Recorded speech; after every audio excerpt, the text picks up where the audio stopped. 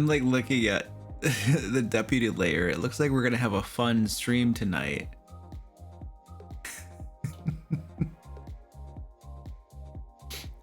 Glad Cleric, Ed, what's up? Andy, hello. Saga Man, what's up?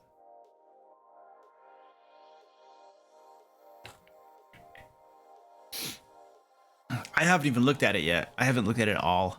So I'll be reading it for the very first time. You'll have to help me navigate it.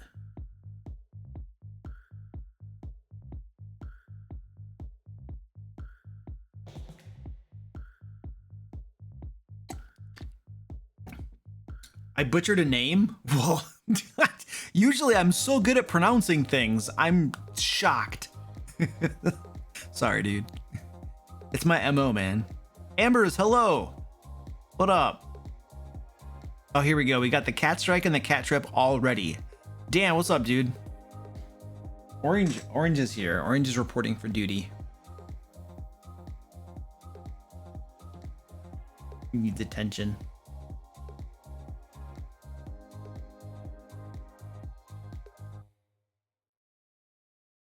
Oh, man. Oh, sweet.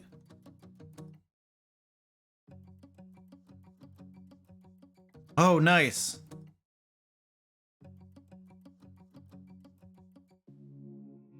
Catching up on my messages.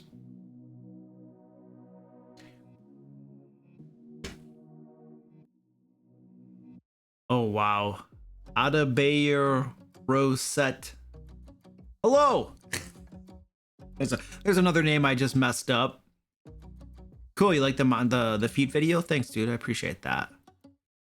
It's like, it's a spin on your traditional, like most of those top 10 like feats and classes, you know, the top 10 spells for the warlock, the top 10 paladin subclasses, all of those things are just for players, right?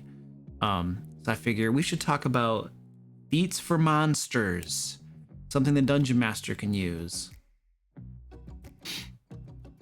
Because I mean, we have a bajillion people making these top 10 stuff for players. You know, we need to even the score a little bit. SGMN? Oh, okay, I can see that.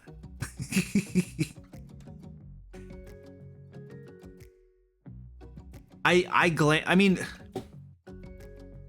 I don't know. I don't know. I mean, I don't know what I can think about the new D&D book. They don't tell you anything. They're just like, here's a title. It's an adventure. Oh, okay. So I don't know what to think of it.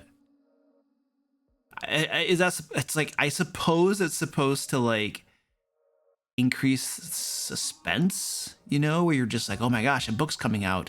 I have no idea what it's about. I mean, you have to give me something to get excited, you know? I just can't get excited over nothing. You gotta give me a little bit of a teaser. I don't know.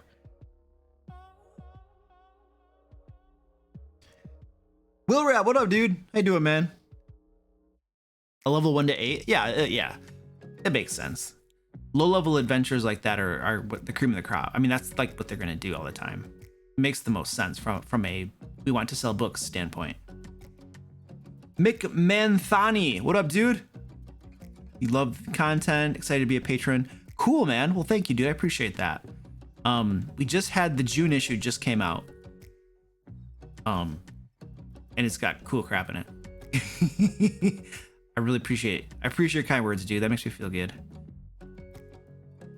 I had a every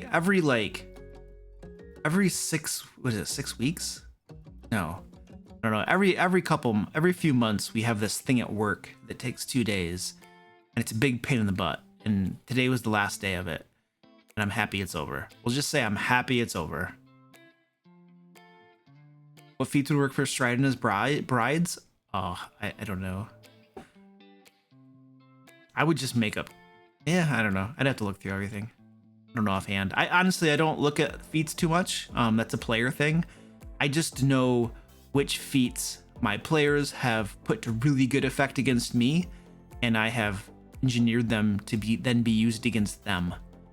So I'm overall not super familiar with all the feats, in all honesty. Just the ones that are spicy enough to entice a dungeon master to use them on his monsters. Oh, Sentinel plus evasion. Oh yeah, that's nice. And then dodge. Just dodge. I'm like dodging. Good dodging.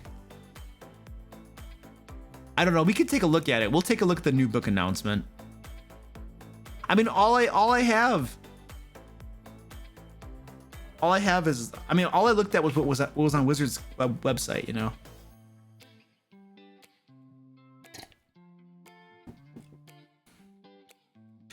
Adabelle Rosette. Okay, cool. Thank you. Nixon, what up, dude?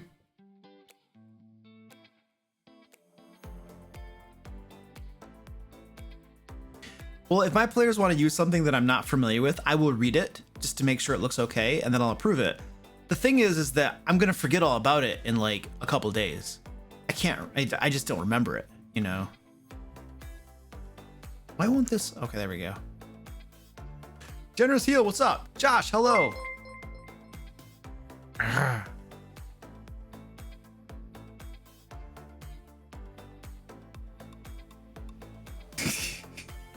Dr. Tiefling, hello. Anything, Nixit, anything. Anything that I read, I will forget. Unless I take notes on it. Unless it's worthy to commit to memory. I mean, there are obviously things I commit to memory, but only if I'm going to actually use it in the future. There's got to be a good reason for it. Otherwise, it's not worth the time to try to remember it. Wolfpool, what up, dude? Autumnal Knox, hello. Doc Lannister, yo. All right, let's start this. Grounds, what up? Buttons. Buttons are hard. All right, here we go. Rock and roll. Hello, ladies and gentlemen. Welcome to the live stream. Tonight, we're going to be...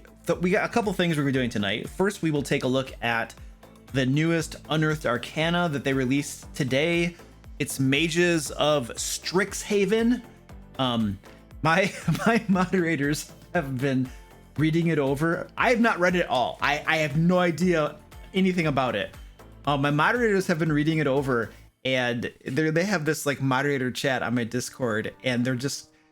It sounds like we're gonna have a nice, fine read through and review tonight of this new Unearthed Arcana, is what it sounds like. Meanwhile, so you can go over to like it looked like, who was it? I think it was D&D Beyond's Twitch channel was streaming about it as well. I'm sure they're hyping it up, you know, and saying how awesome it is. But around here, we're gonna give it an honest review, and we're gonna actually, the last couple Unearthed Arcana I thought were pretty cool. So we'll see what this one's like. If this is legit, or if yeah, we'll see. But you'll always get the honest truth around here. No bullcrap to sell crap. I got a cat down here. She needs attention. She's off camera, but she still needs attention. She's just being adorable to me only because she was not on camera. You can see, there she is. There she is. This is mommy. She just needs some attention. Yeah, I got the recording going. Thank you, Ed. Appreciate that.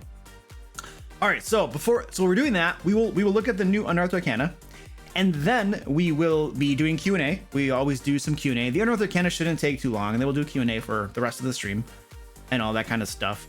I want to take a look at Wizards' announcement of their new book coming out too, and see how much information they actually gave on it. We'll get to that in a second as well. Before we jump into all that kind of cool stuff, want to do a few little things here.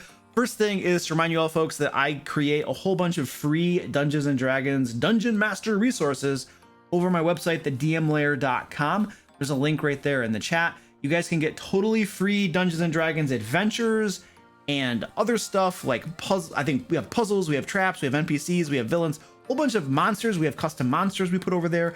Every single week there's more free content over my website that you guys can get and use in your games. And there's also a newsletter. You can sign up for the newsletter over my website as well, and you'll get the free stuff in your inbox, and you'll get discount codes to the DM Layer store.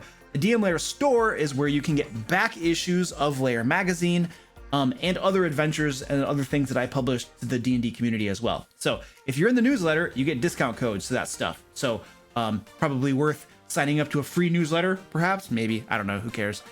Maybe somebody does. But anyway, those things are available for you if you are so inclined. And if not, just opt out. Not a problem.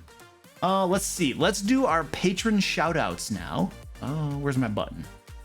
I'm like trying to run the stream while petting this cat down here.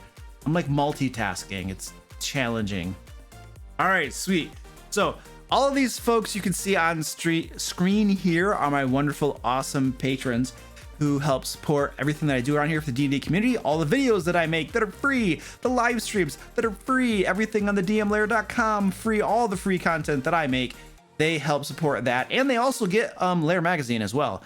So they get some paid stuff as well because they're super awesome.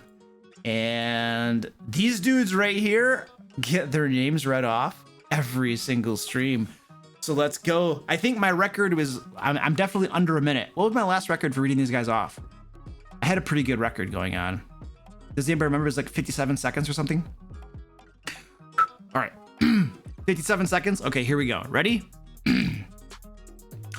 5e Magic Shop, Anthony L, Vera Marion Birthday, Amanda W, Arutha, Beoban, Brad A, Brand C, Brand S, Candy Sora, Chad C, Chad O, Chris C, Chris E, Chris H, Chris R, Chris Y, Cody B, Contrary Gravy, David M, Dresden, Dylan S, Edward L, Edward R, Endorian 72, Fallon, Gary, Goliath, Cleric, Heretic, Hydra Slayer, Izzy T, Jacob S, Jake L, James L, Jeremy W, Joshin B, Joel L, Jonathan S, Josh G, Joshua G, Josue H, Josue S, I'm screwing that up. Kyle S, Karen C, Kyle K S, Ken S, Kevin P, Kezides, Kirby, Crafty Matt, Michael, Kyle M, Kiriako, Leopold X92, Lodwick B, Lord Kemiak, Lori S, Maelstrom, Michael C, Michael H, Mumbles, Bunlo V, OND, Paul B, Paul R, Paul Y, Penguin Butt, Public Author, Race W, Rachel S, Ramsey M, Raslick, Robert W, Rob M, Rock and Roll Joe, Ron H, Ryan G, Sakura, Scott C, Simon Snapbragger, Sophie M, Son of a Sofa Man, Stetson H, Stephen F, Tag Tokens, the old DM, The Pickle, Theta Tag, Timothy Back, Tony M, Tooth and Nail News,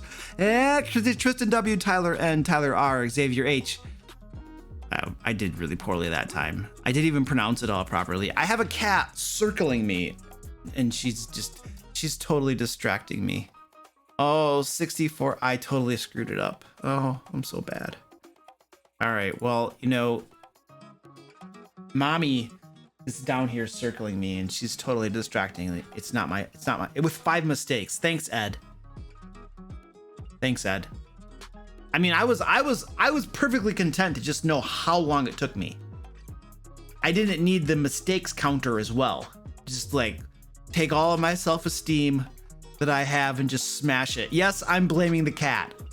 Look at her. She's like, look at her. Look at this paw. This paw is like coming up and attacking me. What are you doing down there?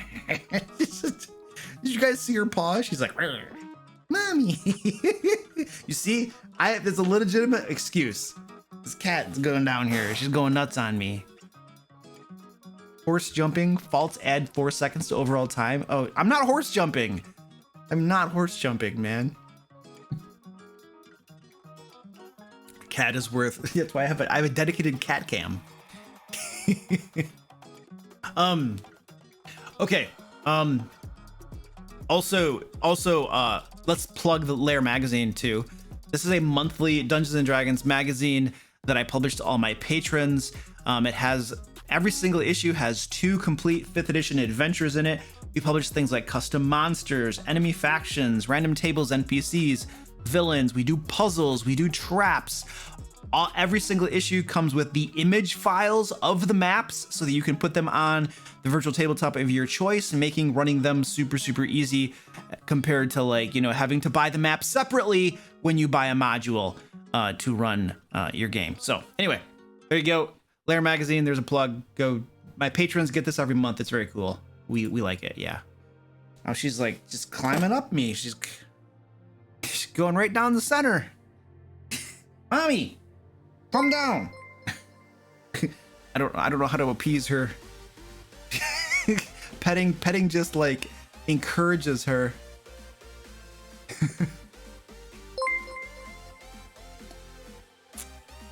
All right.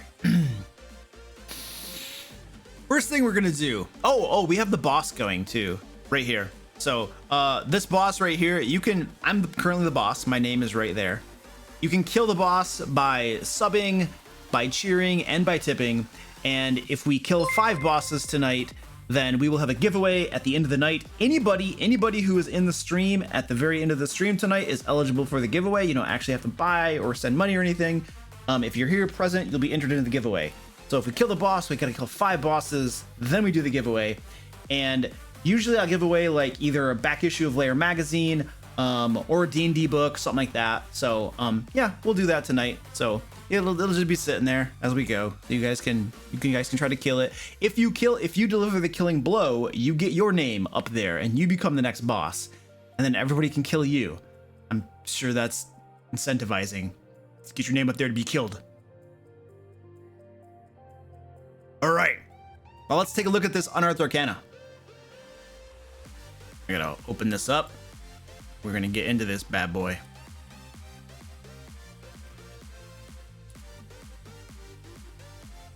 I've never read this, so I'm gonna have to read through it to even be able to talk intelligibly about it.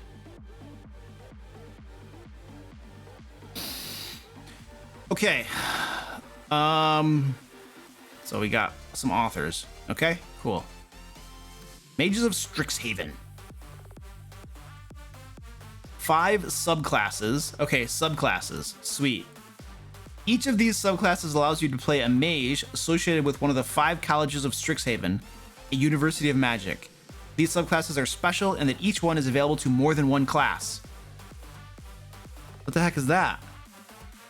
It's not, so it's okay. So it's like, it's kind of a subclass, but it's really a multi-subclass. All right. That's new, so that is a totally new game mechanic. You've not seen that before. Let's just homogenize everything. All right, well, let's keep going. Feedback, power level. Okay. The character options you read here may be more or less powerful than options in the player's handbook. They're going to be more powerful. They have to be. You would not release new material if it's not more powerful. Or it's at least equally, but it's probably more. If a design survives playtesting, has anything not survived playtesting? Has anything come out in Unearthed Arcana that didn't just get published eventually? I'm curious. I don't know. I tend to see things always just go straight through. The Mystic? Oh, the Mystic got cut? Okay. Oh, that's fair. That's fair. Yeah, a subclass is not class specific. Exactly. Good ideas usually get removed too.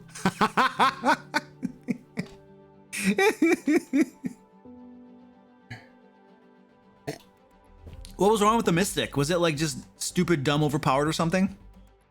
The Ranger didn't survive either. Well, the revised Ranger in Unearthed Arcana was crazy powerful too. I'm glad it didn't survive. One of my players wanted to play the revised Ranger, and we had to make several changes, and it was still super powerful. I mean, they were trying to make up for the first Ranger, I guess.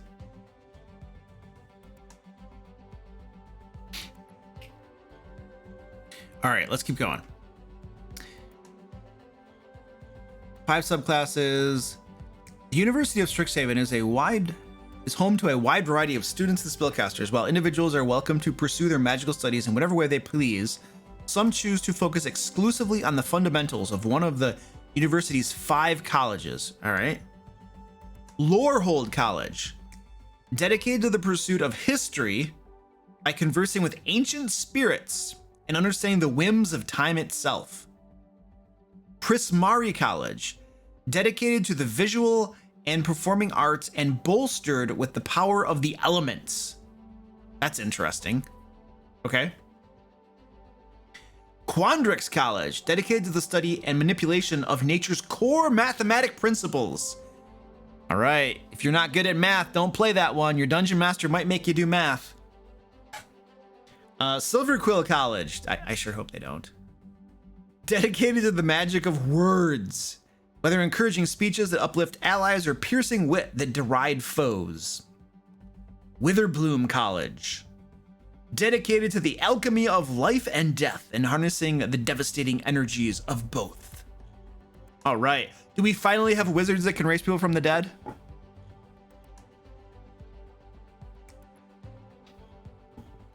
You're literally paused, binge watching the Curse of Strahd game. Oh, my Curse of Strahd game. Well, I think you'll enjoy this.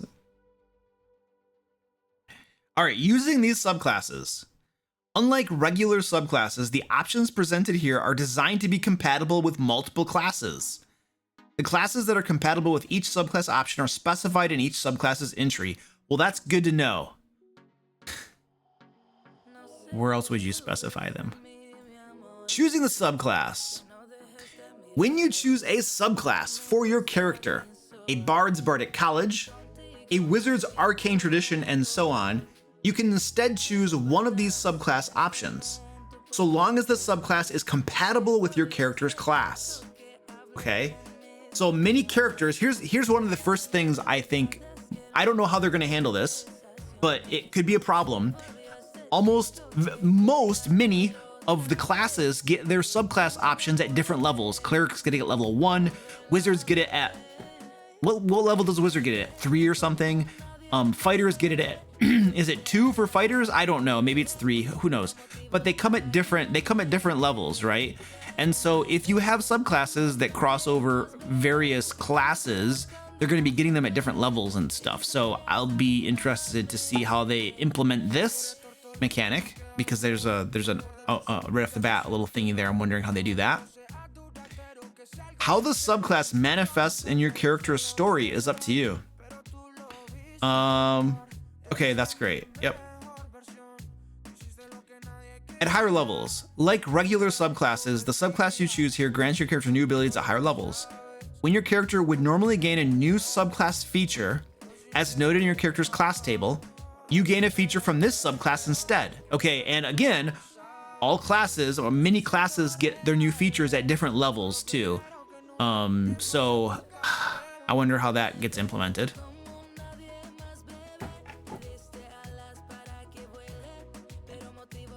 All the subclass features detailed here have a level prerequisite, as noted beneath their name, and you must meet the prerequisite to gain the feature. Okay, that might be part of how they're implementing that. For example, to gain a feature noted as level 6+, your character must be level 6 level or higher in the class for which the subclass was chosen. So if you're a wizard with the Mage of Prismari subclass, you must be a 6th level wizard to gain the favored medium feature. Okay, cool. When you reach certain levels, you might be eligible to choose from among multiple features in the subclass. Really? When you reach such a point, you select one of these features for your character to gain. Unless otherwise specified, you can gain no more than one subclass feature at a time. For example, if you are a bard with the Mage of Lorehold subclass, at 14th level, you gain your choice of either the War Echoes feature or the History Whims feature, but not both. Okay, that makes sense. So you're gonna have some options as you level up and you choose different things. Okay, cool. All kind of makes sense so far.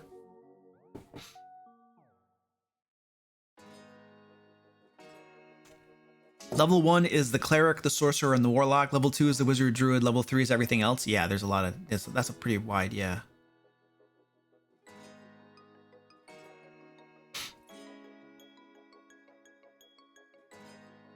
All right, let's take a look at the first one. Mage of Lorehold.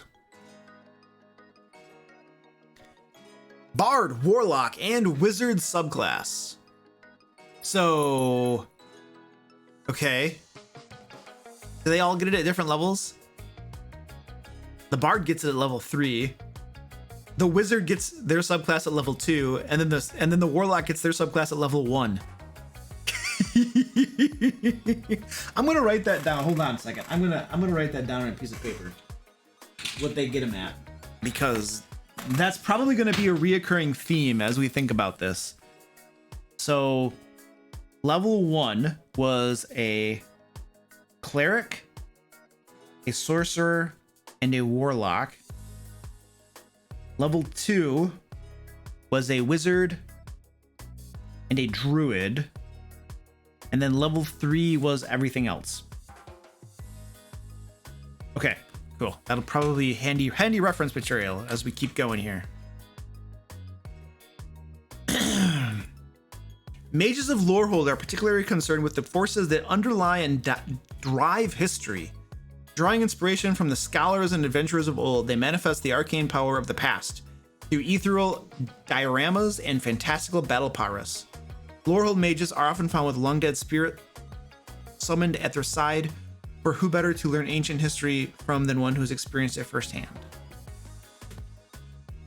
Yeah, that's why. It's not because you'll have a summon. That's not why you would have that at all. Upon selecting the Mage of Lorehold subclass, you gain 2 features: Lorehold spells and Ancient Companion. Okay, so if I'm a wizard, I get that at level 2. If I'm a warlock, I get that at level 1. So I will get those things at level 1. What are those things? Lorehold spells, cantrip, and a first level spell. Do warlocks even have first level spells at level 1?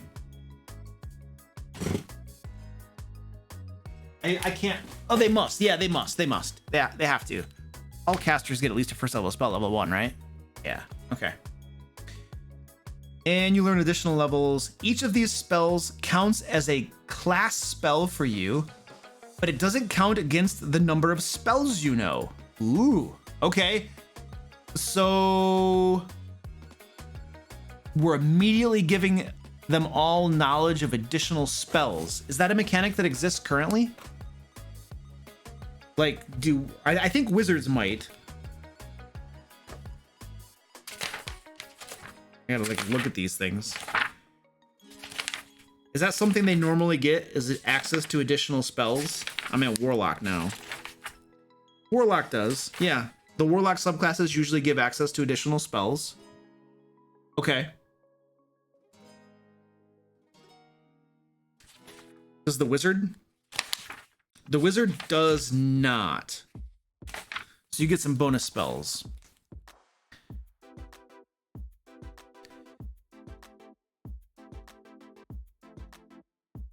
What is it? Clerics, bards, and sorcerers? Well, warlocks get additional spells. Paladins get additional spells because of their subclasses. I think lots of subclasses do that. Oh, they add it to the spell list. They do not automatically learn it. Really? Really?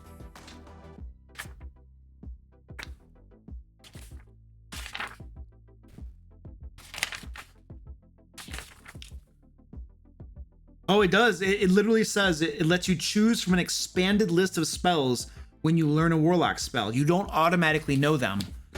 And this says you learn them.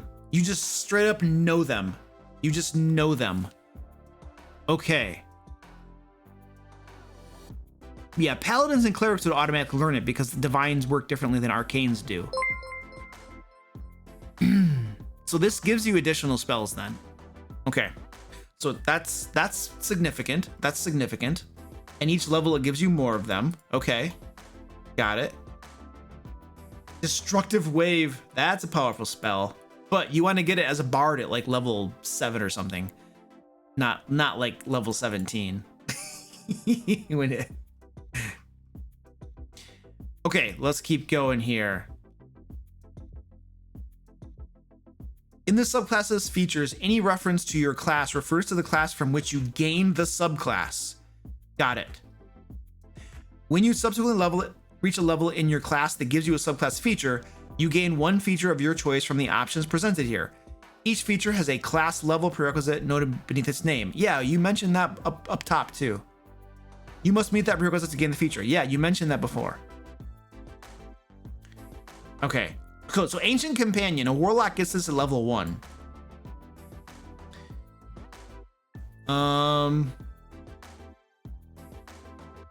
You learn to call on the spirits of the ancient dead and house them temporarily in the remnants of old statues, so they may remain longer on this plane to bolster your studies and aid you in battle. Whenever you finish a short or long rest, you can call forth and bond with one such spirit who comes to inhabit a medium freestanding statue within 10 feet of you to serve as your ancient companion. Okay, so you got to get your hands on a statue. I mean, depending on where you are, those will be harder or easier to come upon. You probably just start with one statue and then you use that same statue ongoing. See this creature's game statistics in the Ancient Companion stat block, which uses your proficiency bonus in several places. When you bond with your Ancient Companion, choose the type of spirit you bond with: healer, sage, or warrior. Your choice of spirit determines certain traits in its stat block. The statue determines the spirit's appearance.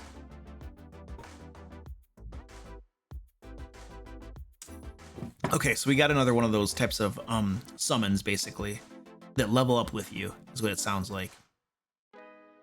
The Ancient Companion is friendly to you and your companions and obeys your commands. In combat, the companion shares your initiative count, but it takes its turn immediately after yours. And I think that new mechanic. They used to have things roll separate initiative, and it gets messy. I much prefer this new mechanic where it takes it's on your initiative count, but it just goes after you. I've begun to do that in my games for summons as well. It's just so much cleaner than rolling multiple initiatives.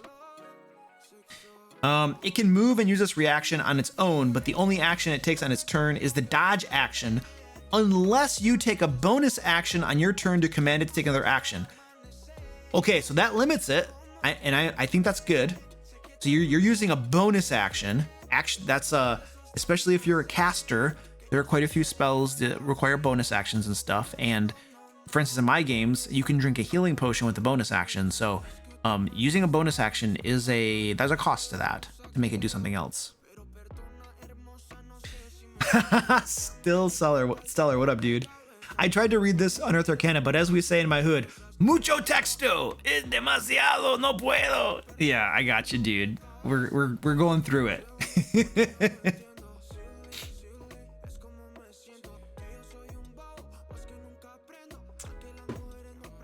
All right.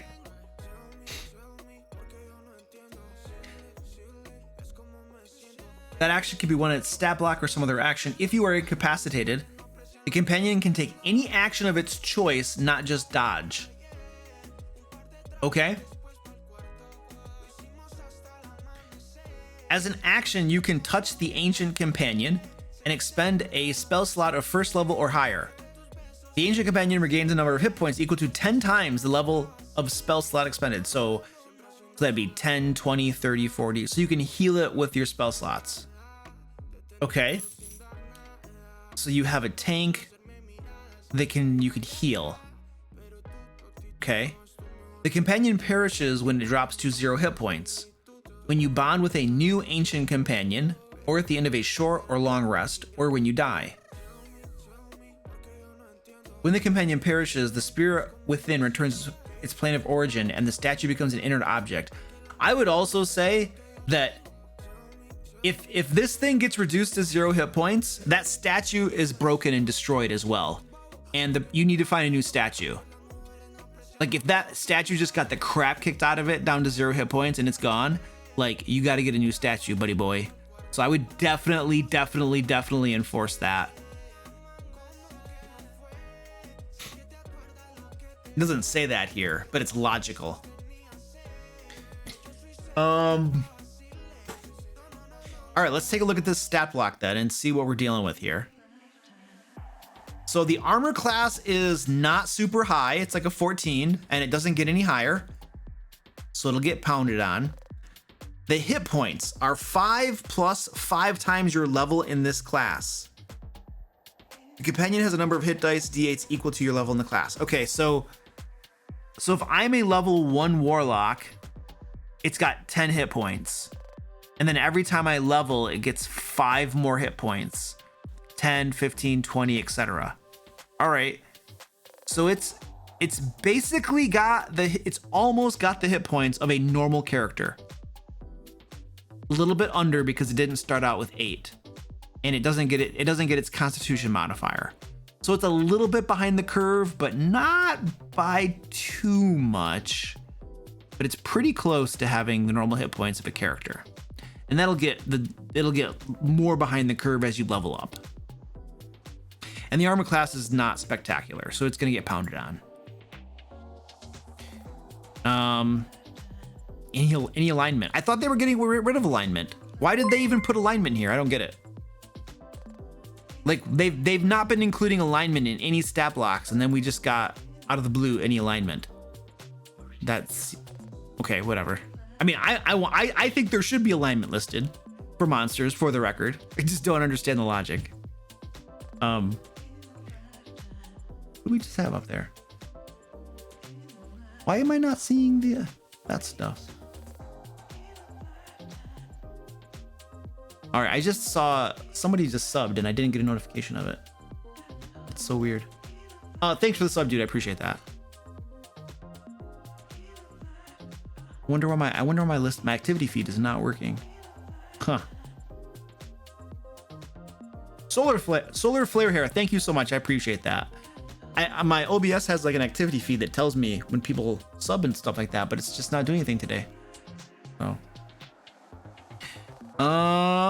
He also started to kill our boss. Our boss has got a little bit of damage to it now. Saving throws. So this is where we're going to start to do, every time you get an additional proficiency bonus, the saving throws go up a little bit. And the skills will go up a little bit too. It's immune to poison, immune to charmed, exhaustion, makes sense. Okay, so what else can it do? Ancient Fortitude. If the damage reduces the companion to 0 hit points, it can make a constitution. So it's a zombie. Okay, got it. Oh wow, but it can do that unlimited times too. Its Constitution saving throw it's 5. The DC is 5 plus the damage taken.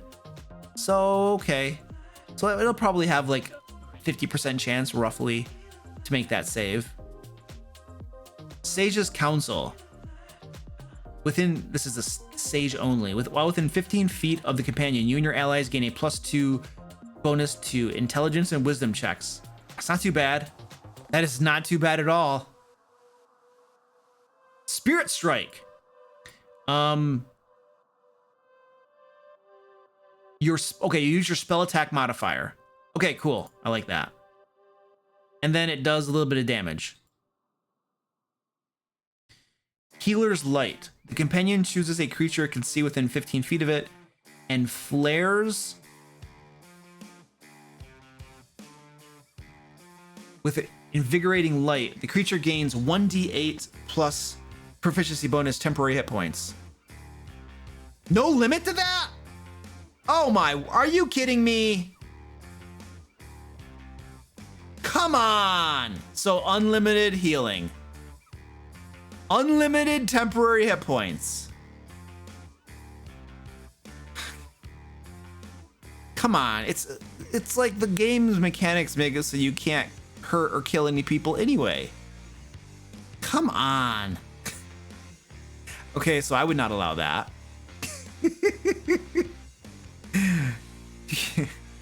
15 feet of itself.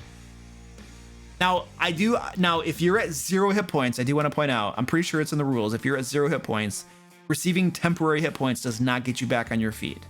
So it doesn't resolve that problem, but it can still give you a hit point pool that has to get eaten through. Now, and that'll take a bonus action. It takes a bonus action from the caster who uses this, right, to use it. Oh, Senjim, I've talked to people that have the Artificer class in their games, and it's very overpowered.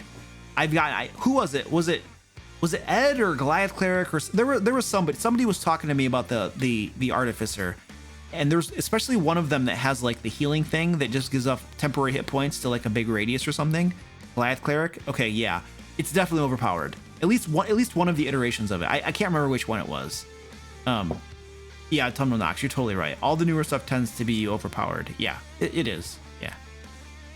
But that's okay. Just, make bigger, badder monsters and you'll figure it out. I don't know.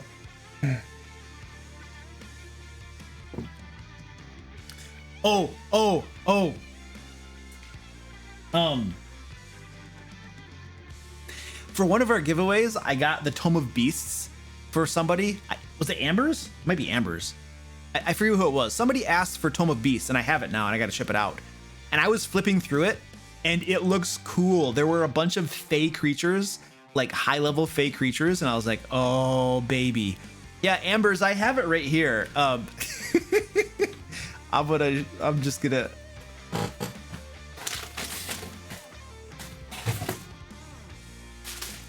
I have it right here. I'm gonna send it to you soon. But it is thick. It is thick.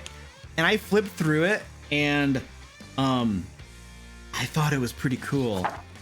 Like the stuff that I saw was pretty cool. I might just be buying one of these for myself. And I think they have there's a Tomb of Beasts #2 too. So I might be getting my own.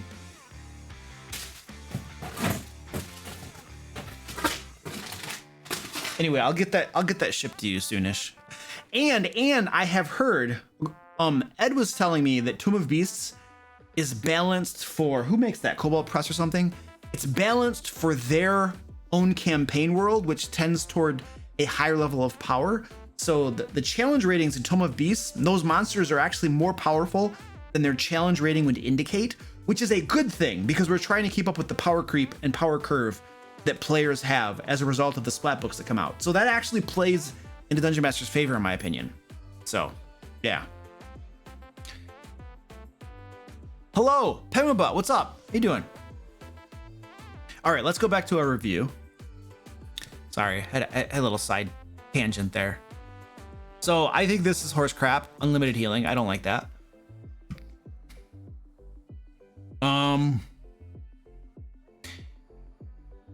Warrior's Protection is a reaction. When a creature within 5 feet of the companion makes a strength or dexterity saving throw, the companion imposes itself between the creature and the danger. The creature can roll a d4 and add the number to the saving throw. Okay. Oh, Pemabut's been here a while? Okay. Goliath Cleric says, oh wait, Luke, that's one of the less powerful things in there. Okay. Yay.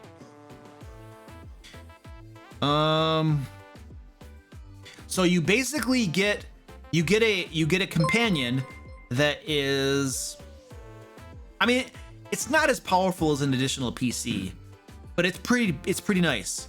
The hit points are pretty good. The attack, the damage is not stellar, you know. So yeah, it's like half as powerful, let's say, as a PC, maybe. So it's not super powerful, but some of these features are, like that healing thing. All right, lessons of the past. Level 6 Mage of Lorehold feature. Through your studies, you learn how to better listen and take to heart the teachings of history. When you bond with your ancient companion, you gain the following additional benefits, depending on the type of spirit you choose. Healer. Your hit point maximum increases by an amount equal to your level in this class. Okay. And you gain the same number of hit points. Okay.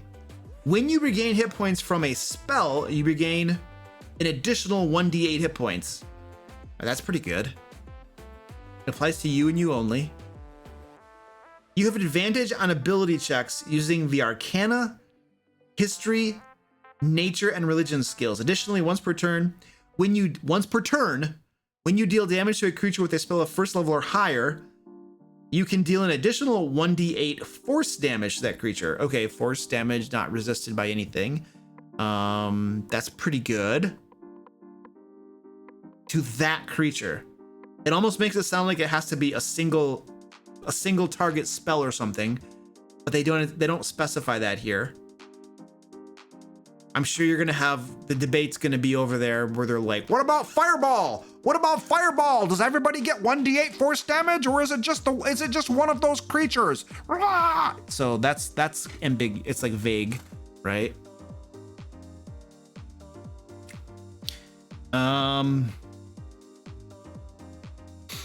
Warrior, if you use your action to cast a cantrip, you can make one weapon attack as part of that action. Okay, got it. If that weapon attack hits, the target takes an additional 1d8 radiant damage. Wow, so wow. You basically just got an additional attack. And it does extra damage. That's really good. That's really good. So you could do Eldritch Blast and then do a longbow attack. Let's just pretend, you know? But you're probably, you gotta hit with it, obviously. Yeah, what about Magic Missile? Does Magic Missile do 1d8 no, it just says an additional 1d8 force damage to that creature. I would rule that it only does 1d8 force damage, period. It's not per missile. The vague ones are when it's an area of effect spell, because it doesn't address that at all. When you bond with a new ancient companion of a different type, you immediately lose the benefits of your previous companion and gain the benefits from the new companion's type. Okay. I feel like these are pretty powerful. I wonder what like people normally get at level 6. Let's take a look at the rogue. A rogue at level 6. Well, what about the sorcerer at level 6? What do they normally get? Trying to compare some of this stuff to, you know, existing stuff in here. Draconic bloodline. So the sorcerer at level 6, if they're a draconic ancestry bloodline, you can add your charisma modifier to 1 damage roll of that spell. At the same time, you can spend 1 sorcery point to gain resistance to it. Oh my gosh. When you cast a spell that deals damage of the type associated with your draconic ancestry, you can add your charisma modifier to 1 damage roll of that spell. That is pitifully underpowered compared to this new stuff. This is way better. Way better. You pick this one right here. If you pick this one, you're not just gonna do like +4 or something. You know, you're getting advantage on all of these things, and you get the 1d8 force damage when you deal any spell of 1st level or higher. So I don't know. That seems more powerful for sure than like that single existing thing. War Echoes, level 10+, Mage of Lorehold feature. By pulling from the magic of the past, you can cause your opponent's old wounds to resonate anew. Once per turn, when a creature you can see hits a target with an attack roll, you can use your reaction to force the target to make a wisdom saving throw against your spell save DC. On a failure, the target becomes vulnerable to one of the damage types dealt by the attack. Are you frick? Holy crap.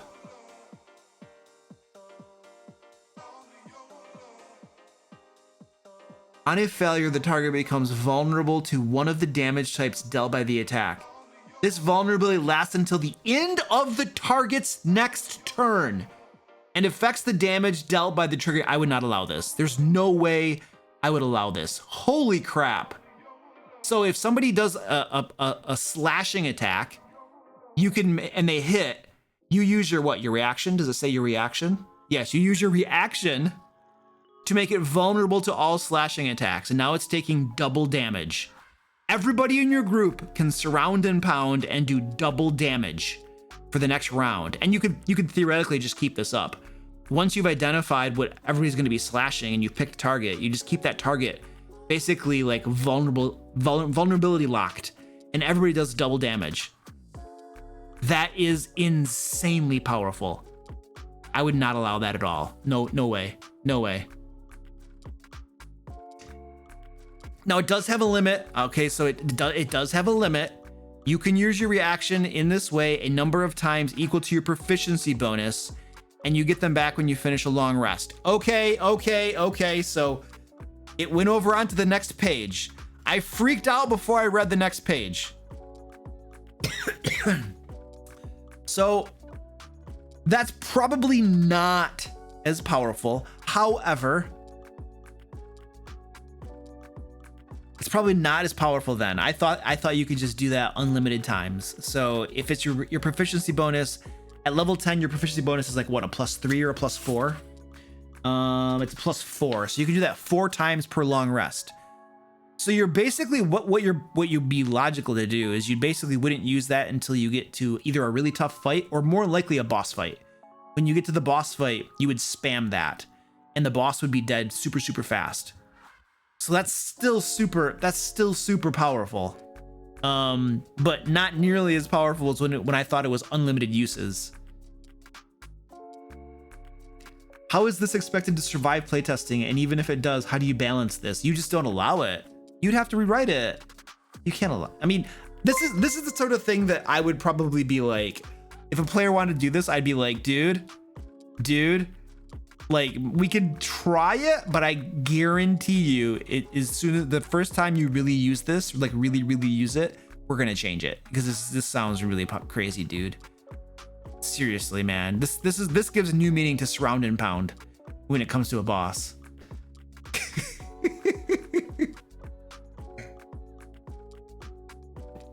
Okay, somebody was smoking something. All right, let's move on to the next one. Where are all my crazy powerful monsters to deal with this? That's what I want to know. Where are my crazy overpowered monsters to deal with all of this? That's what I want to know. Where are those things in playtesting, in Unearthed Arcana and stuff? Deep Simpaticos, in Luke's games, all of them. He doesn't believe in combat less than 500% deadly.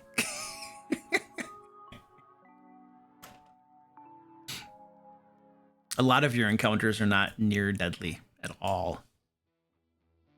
You Strahd in 5 of his clones. 84 Terrasks.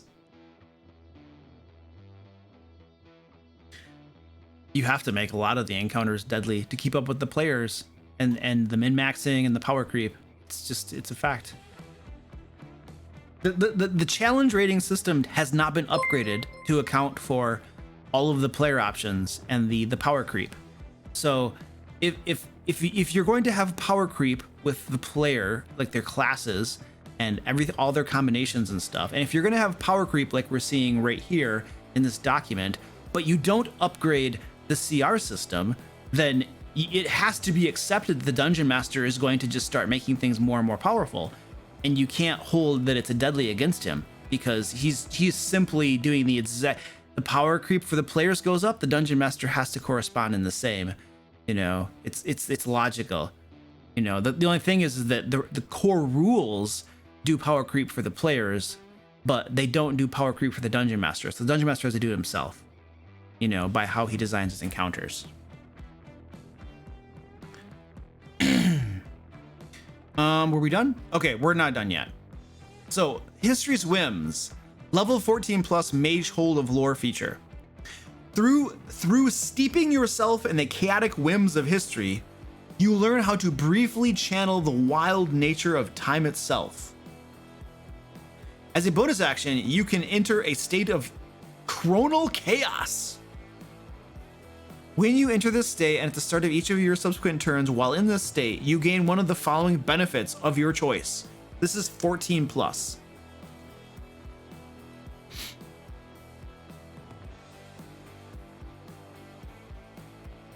You receive brief flashes of the future, steeling yourself against oncoming assaults.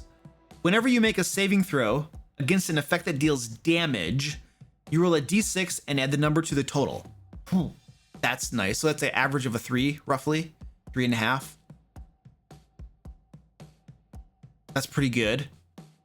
I'm glad they did a d6 instead of just giving them advantage. Can I do this anytime I want? When you enter this state at the start of each of your subsequent turns while in this state. So as a bonus action, I enter this state. Oh, the benefits all last until the start of your next turn. Once you use this feature, you can't use it again until you finish a long rest. Unless you... Okay, so I can use it once. So it lasts for 1 minute. And at the beginning of each turn, I choose a benefit. And I can't use the same benefit 2 rounds in a row. So each turn, for 1 minute, I get a different benefit. Okay, got it. And I can use this 1 time per long rest. Unless I spend a 4th level spell slot or higher to use it again. So the luck is nice. Resistance. You have resistance to all this damage. That's nice. Swiftness. Your movement speed increases by 15 feet and you do not provoke opportunity attacks. Okay, that's nice. I mean, this is pretty cool. It's a level 14 plus So you're getting into the higher levels of the game at this point. And it's got some limitations to it. You can do it once for 1 minute. So you're probably gonna do this. You'll save it for the boss fight, obviously.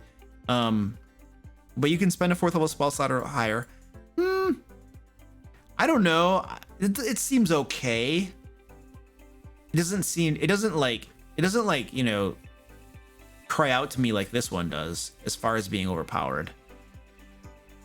But you'd probably have to compare it to like other 4th level spells or something to see, like, do other 4th level spells provide this kind of awesome benefits or not?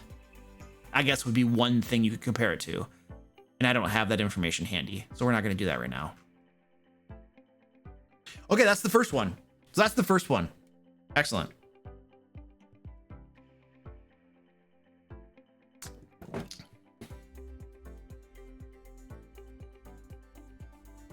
The Dragon God says, there's also the problem this encourages DMs to now engage in an arms race against the players with each combat encounter and level up. Well, yeah. Yeah, there's always the arms race with all the splat books that come out. Is that what you're referring to?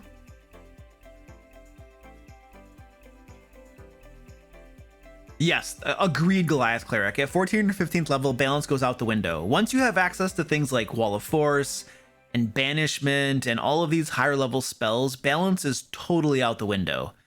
I agree. At that point, it doesn't really matter. You just have to, like, yeah, depending on who your players are, what their characters are, what they have access to, you have to, as a dungeon master, you have to change things radically from one group to the other. There is no such thing as balance. That's a valid point. Absolutely. Yeah.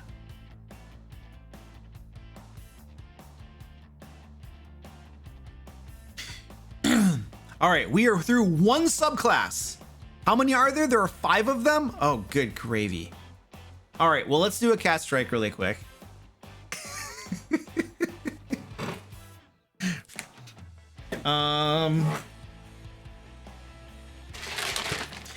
We're gonna do a cat strike, and then we'll keep going through here.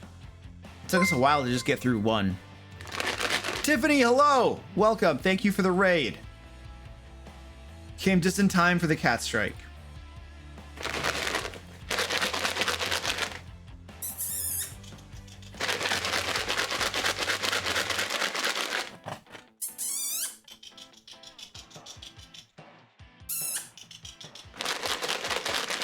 Well, I don't know what all the cats are doing. I only have 2 cats right now.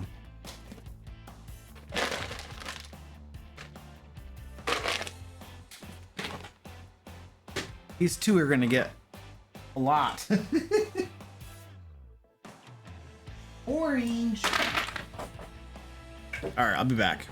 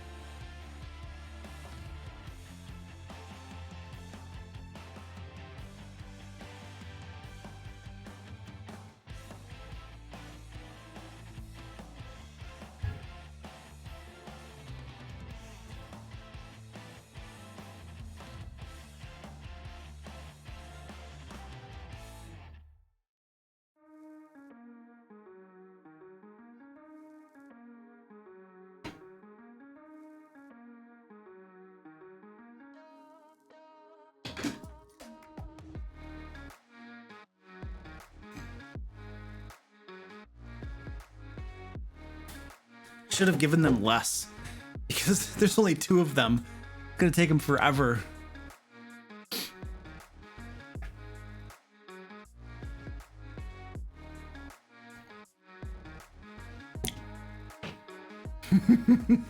The Dragon God says, honestly, while I love D&D and play solely 5th edition, same here, I wish they would focus on actually helping dungeon masters than just posting new books with new subclasses that were, in my opinion, solely play tested. I can't scroll. That, in my opinion, solely play tested by homebrewers that don't know balance.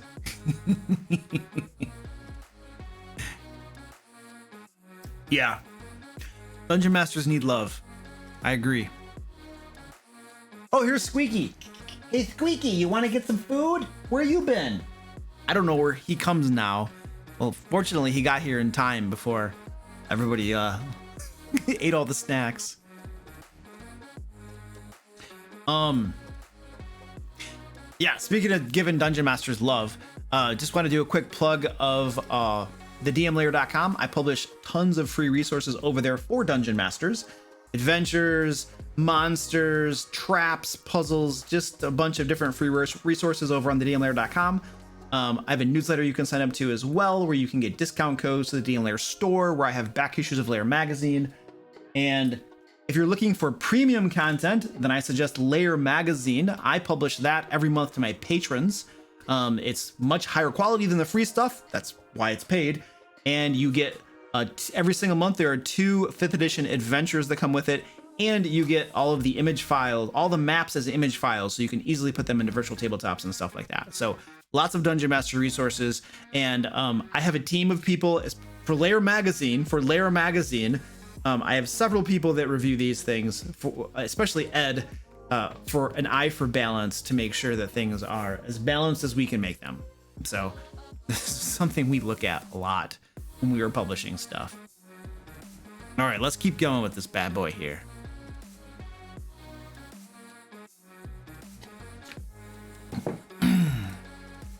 All right, Mage of Prismari. This is available to druids, sorcerers, and wizards. Okay.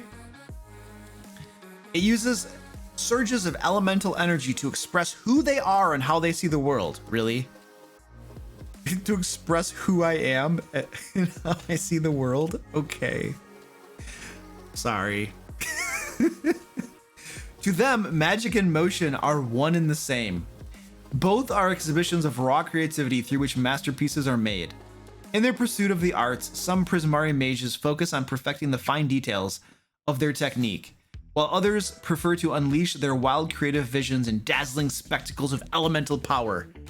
All right, so this should be mostly just flavor then, right? No power at all, according to this. It's just all about art and expressing yourself. All right, let's take a look.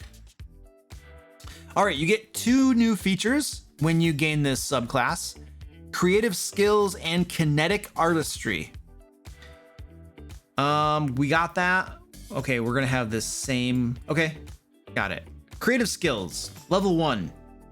You gain proficiency in 2 of the following skills of your choice. Okay, that seems fair. It's not that big of a deal. Kinetic artistry. So at level 1, you can dash as a bonus action. Okay, that's like a rogue thing. When you take this bonus action, choose one of the following additional effects. Boreal Sweep.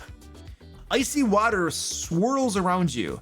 Until the end of your turn, you can move across the surface of water as if it were harmless, solid ground. Additionally, when you leave a space within 5 feet of a creature, you can force that creature to make a strength saving throw against your spell save DC. On a failed save, the creature is knocked prone. A creature can be affected by the water only once each turn. Okay.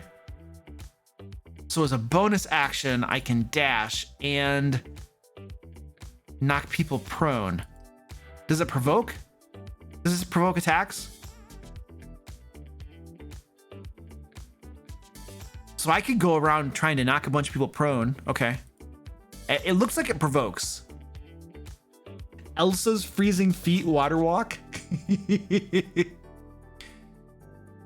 Scorching Whirl. Flames wreathe your steps. Once before the end of your turn, you can force each creature within 5 feet of you to make a dexterity saving throw against your spell save DC as a bonus action. On a failure, the creature takes fire damage equal to 1d4 plus your spellcasting modifier. I mean, that's a very nice as a bonus action. So that's like so I can cast a cantrip. That's equivalent to a cantrip power level, right? Assume you have about 2 to 3 creatures. You know, they're going to take some fire damage. That's similar to that one cantrip that can do the same thing. So you get an additional cantrip of damage, basically. And you can dash as a bonus action. All right. Thunderlight Jaunt. You take on a nimble lightning form. Until the end of your turn, you can move through the space of other creatures, and you do not provoke opportunity attacks. Okay? If you end your turn inside a creature's space, you are pushed into the nearest unoccupied space. So you can move through creatures and you don't provide opportunity attacks. So it's like a free Misty Step, basically. It's a free Misty Step with a range of 60 feet, in all essence. Because Misty Step is usually a first level spell that costs a bonus action. Are there limits to this? You can use a bonus action in this way a number of times equal to your proficiency bonus, and you get it back when you finish a long rest. Okay, so there's a limit to it. So it's not unlimited.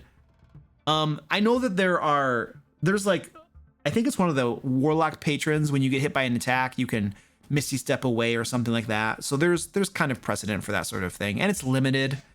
It's very nice though. It'll get you out of dodge when you need to. At first level, well, you're only gonna get it at first level if you're if you're a Warlock. Druids have to get it at second level, and then everything else gets it at third level. That's pretty nice. That's pretty nice.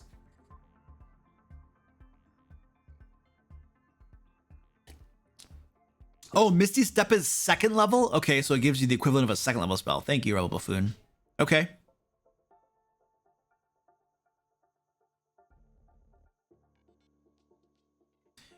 No, the layer magazines don't talk about... The layer magazines give you resources to use in your games. They don't, like, describe how to do stuff. I handle that stuff in my videos, you know.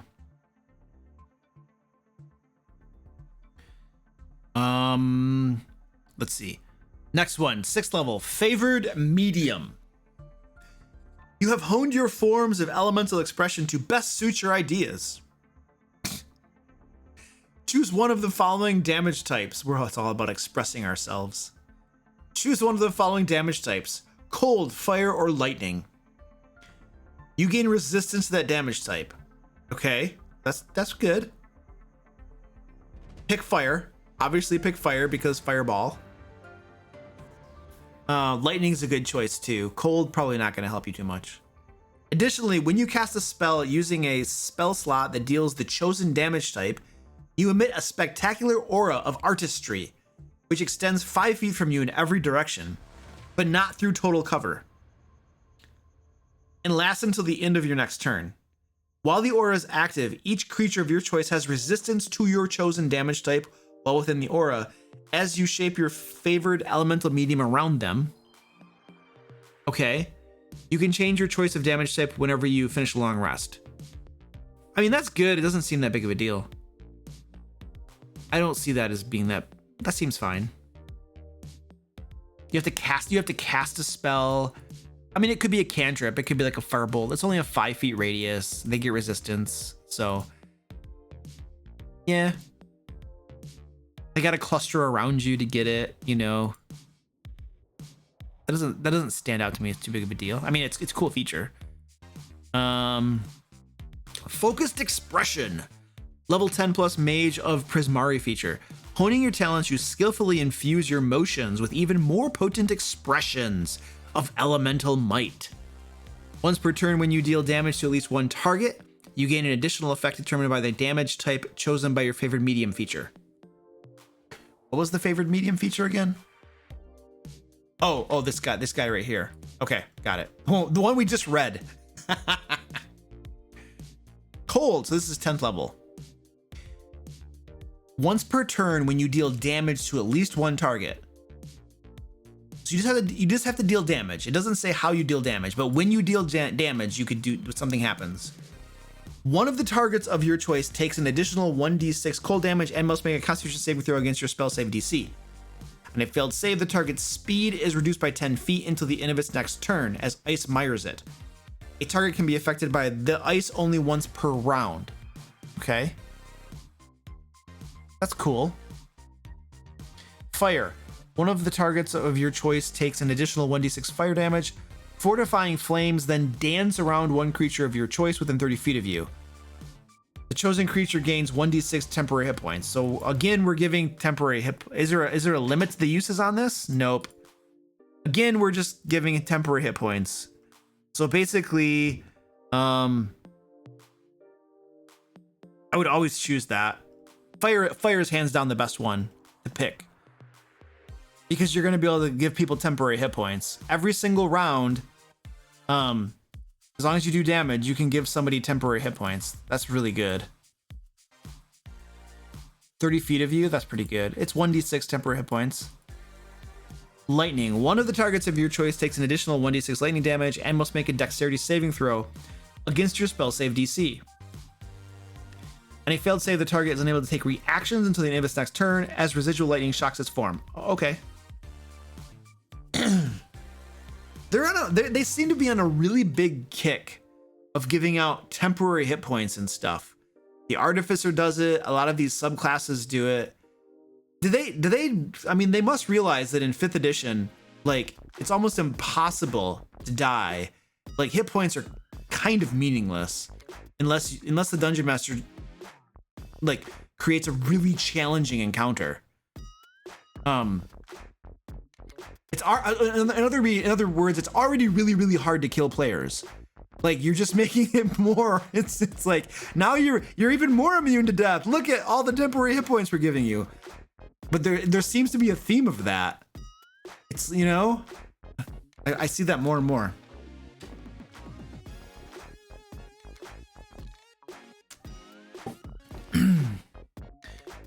Bonus action dash, mobile feat equals 120 foot Misty Step with the lightning ability. Oh, nice. Yeah, you're limited to how many times you can use it, but that's really nice. 4 times as powerful as a 2nd level spell. Yeah.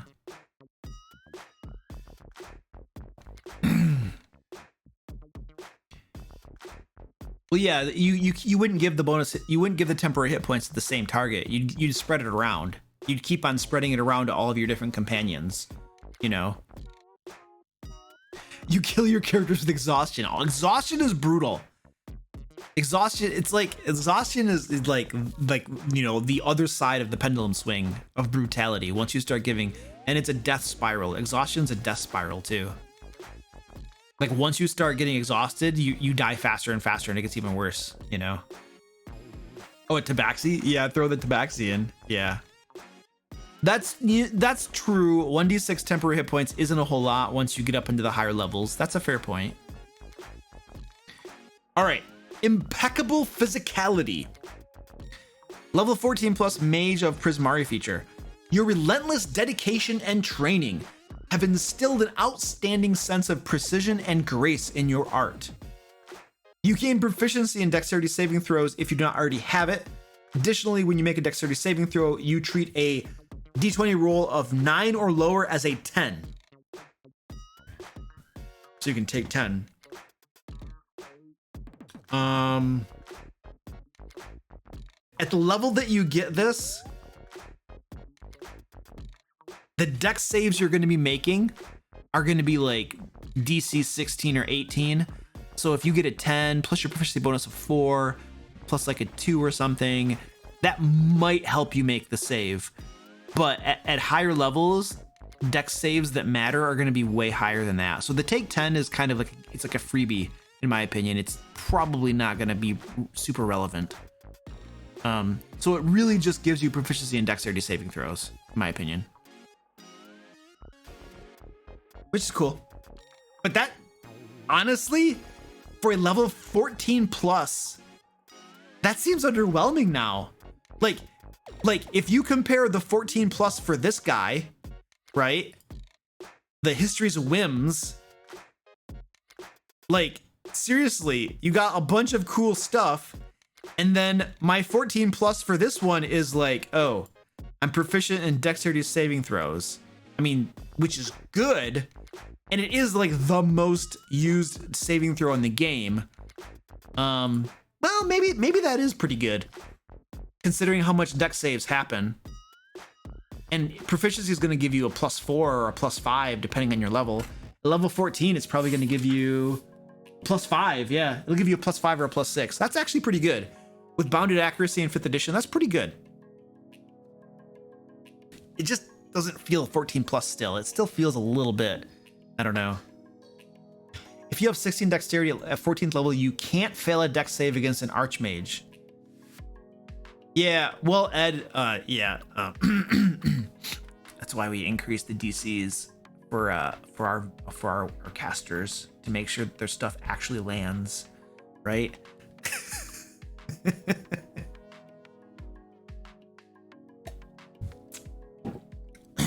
But again, now the dungeon master has to. Yes, you're talking raw. I get it.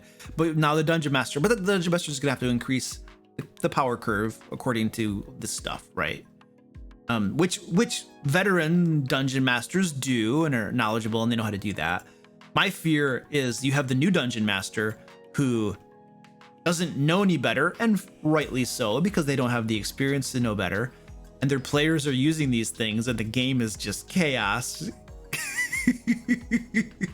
Because they just don't know how to adjust for this stuff, you know? Throwing them to the wolves. All right, well, that is that one. Cool, let's do the next one. Mage of 𝐑𝐄𝐒𝐿. This is a sorcerer and wizard subclass. Oh, math and magic, beautiful. It's awesome. Yeah, and if you're gonna have like if you have a caster type, having a dexterity of 6, having a high dexterity, well, you have to have your main spell casting ability. Constitution is your next most important thing, followed by dexterity.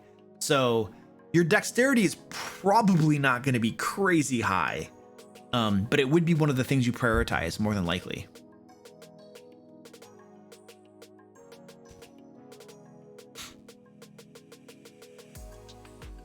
All right. For those who become mages of 𝐑𝐄𝐿, math and magic go hand in hand.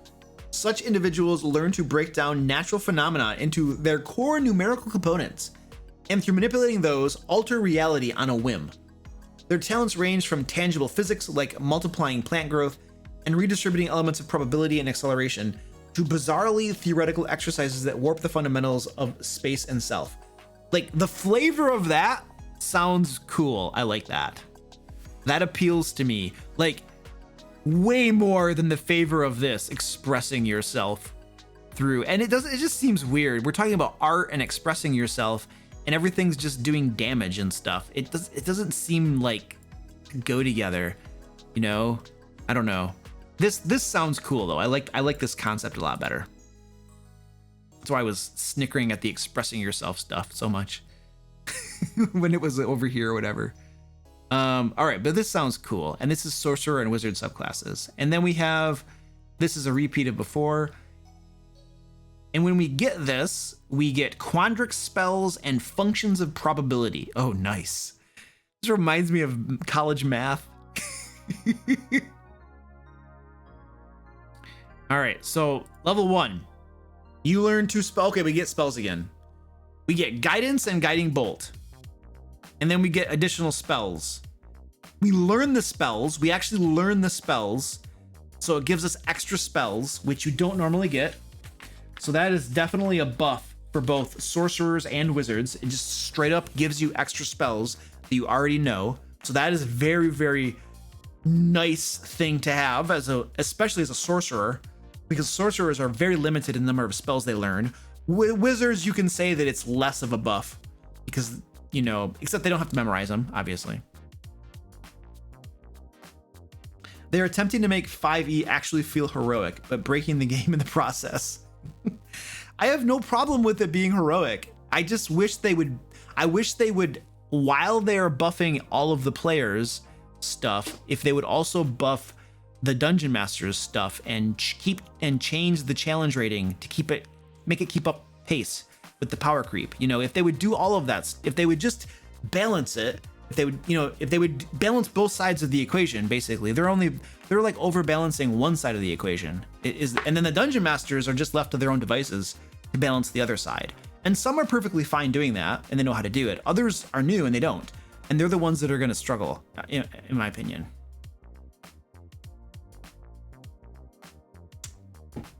Goliath Cleric. Players always want their PC to be a demigod at level 1. I've had some players, not all players, but I have had some for sure that's what they would love to have. Why not just give that to them and screw the rest of the game? I wish they would make a decent DM book for world building, as they have everything spread out through 20 books instead of 1. Oh, like how to build your own world? Huh, that's interesting. Yeah, I don't know. You can almost just, when I'm world building, I like use existing campaign settings. If I'm going to build a world, I would use existing campaign settings as a reference. So I would pick up Eberron, for instance, and then I would use it as a guide for the different types of things that I should consider in building my own world. You know what I mean? But it doesn't like necessarily. See, now here's the thing. The last Ravenloft book does a really good job. The chapter on building your own domain of dread, I think, does a really good job of helping you go through the thought exercise to think of different things you should consider for your domain of dread. That is a very, very good little chapter. And you ideally something like that could exist for an entire campaign world, you know, and it wouldn't have to be super, super big. But anyway. All right, let's keep going here. So we get some spells. That's great. Yay. All right, level 1, functions of probability. By iterating on the mathematical patterns of reality, you can nudge chance to tilt around a creature. I love that imagery. That is really cool. When you cast a spell using a spell slot that targets at least one creature, you can choose that creature or another creature within 30 feet of it, including yourself, and add one of the following effects. So when you cast a spell, is there a limit to this? No limit to this. So this is unlimited times, as long as you use a spell slot, which means it can't be a cantrip because cantrips don't use spell slots. So first level or above is basically what we're going with here. So there is a cost to it, kind of. Limited by your spell slots. The chosen creature must succeed on a wisdom saving throw against your spell save DC, or the creature must roll a d6 and subtract the number rolled from the next attack roll it makes before the start of your next turn. That sucks. But, I mean, I'm thinking for the creature. for me to have to roll a d6 and take it away, that sucks. I would hate that. But they do have to cast a leveled spell.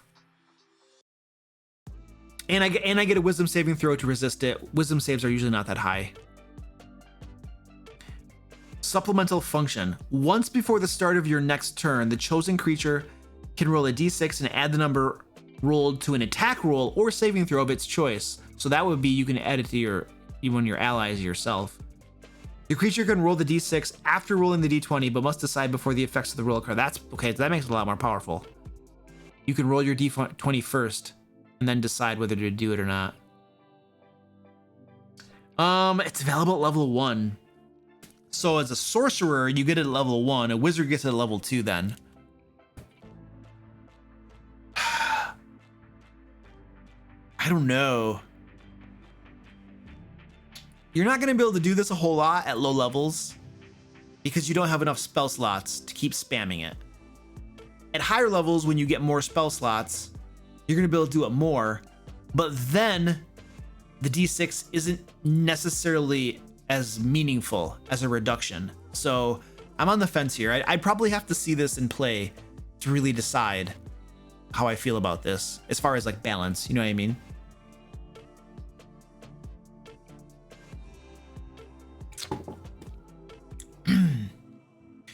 sounds interesting, and thematically it makes sense. Velocity shift. Level 6 Mages of Strixhaven feature. You learn to manipulate kinetic formulas and alter the velocity of another creature. Oh,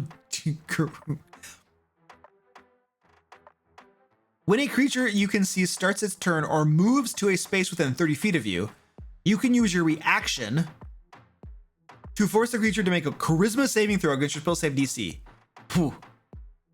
Charisma saves are usually not that good on monsters. At all. On a failure, the creature is teleported to an unoccupied space of your choice that you can see within 30 feet of you. Oh.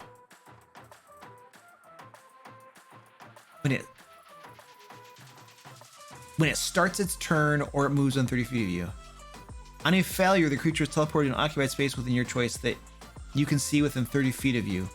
You can use your reaction this way a number of times equal to your proficiency bonus, and you regain them after a long rest. So you're talking about 4+ times, three to 6 times you can use this. Trying to think how I would use that. I mean, you could pretty much, if you had a monster that only really had melee attacks, which is a really bad monster design, by the way. Never, Dungeon Masters designing monsters, never design a monster that only has melee attacks. Never, like, don't do that. But if you did have one, because a lot of those do exist in the monster manual, you could pretty much just, if it's a boss, you just keep teleporting them away from you and people range it to death, theoretically.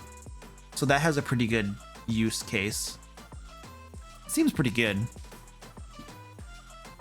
That's an auto kill if you're fighting on a cliff. Oh, that's a great point. That's a great point. If you can just reposition it somewhere else, it's an auto kill. Yeah. Yep, and it's a charisma save, so they're probably gonna fail it. They're assuredly gonna fail it. Now, this is just more reason to give your bosses legendary resistances. I literally have. I want to show you something. I now have, when I create homebrew stuff, I have a quick part, insert quick parts, boss buffs.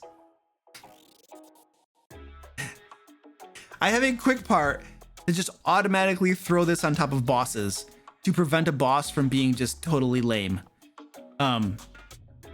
It's immune to stunned, paralyzed, and incapacitated conditions. It's immune to effects that would make it attack only certain targets. And it has legendary resistances. You just throw it. It's like a boss buff. It's a thing that I do now. So, oh, don't save. Just close it. Just close it. There we go. So I would just use a legendary resistance to not get teleported to my death, basically. Yeah. It's a boss template. Yes. You're dang right immune to stun. You're dang right immune to stun. Stun lock is the #1 way to have just a lame butt battle for a boss.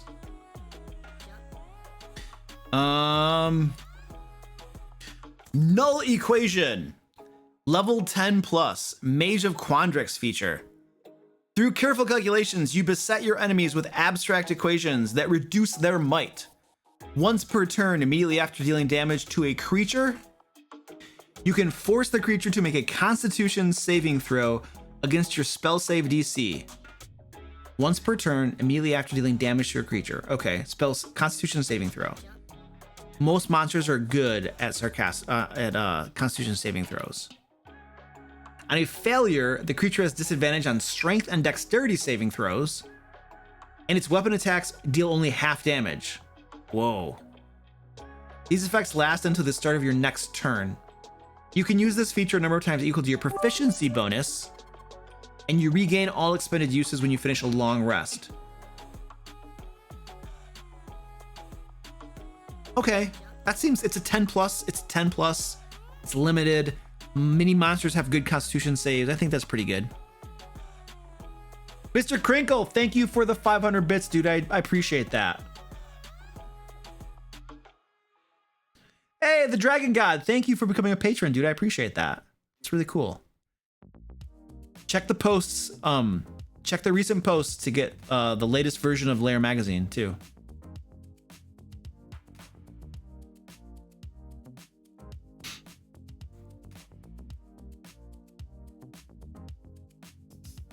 Oh, you should add has maximum hit points to that quick part. Ooh, that's interesting. I usually just customize the hit points, Ed. Honestly, for all my bosses, almost all of them, I just customize the hit points. So, but I get your point. Yeah. All right, this null equation seems pretty fine, in my opinion. Now we're at quantum tunneling. Your mathematical expertise extends to altering the foundational equations of your very being. I just love the flavor of this one, honestly. You gain resistance to bludgeoning, piercing, and slashing damage. It's level 14 plus, okay. Additionally, you can move through other creatures and objects as if they were difficult terrain, but you take 1d10 force damage for every 5 feet you move while inside another creature or object. Oh, so you take some damage? Okay. If you end your turn inside a creature or an object, you are being shunted into the nearest occupied space. Okay. This seems fine. It's good. It gives you resistance to this stuff. And it sounds like it can't be overcome. You can't get past it. So, well, if there's no way to overcome it, let me think. That means that against melee dealing damage types, which there are lots of in the game, and they're honestly, monsters that do melee damage are the most reliable types of monsters, because if you have spellcasters and stuff, half the time they get counterspelled, or the people make their saving throws and stuff doesn't work quite as well. So just having a big dude who just deals tons of physical damage is very effective, especially at higher levels. So having 100% or having 50% resistance, or having resistance to that, is pretty powerful. So that's pretty powerful. That is very, very nice. That's very, very nice. It is level 14 plus. So, yeah, like we've said before, balance doesn't really exist at that point, which is one of the reasons modules don't get made at higher levels. I mean, there are two main reasons that Wizards doesn't really make modules at higher levels. The first reason, and I believe is the primary reason probably, is most groups don't play at higher levels. They don't make it that far. They crumble and fall apart before then. The second reason is balancing a module for higher level play would be a nightmare. So they avoid it for those two reasons primarily, I presume. One, because most people are low level and they want to sell books, and they'll sell more if they're lower level books. And they do better service to their customers because they're giving the customers what they actually want and need because they're low levels, you know. And then of course balancing higher level, really, really hard. So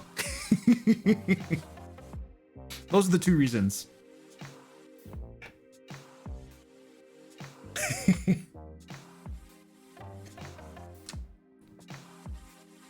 All right, are we on our third one now? Or no, I think this is the fourth one. I think the Mage of Silverquill is the fourth one. Did you guys do bookmarks? Did you do bookmarks for us? All right, we're on the fourth one. Yeah, Mage of Silverquill is the fourth one. Okay, cool.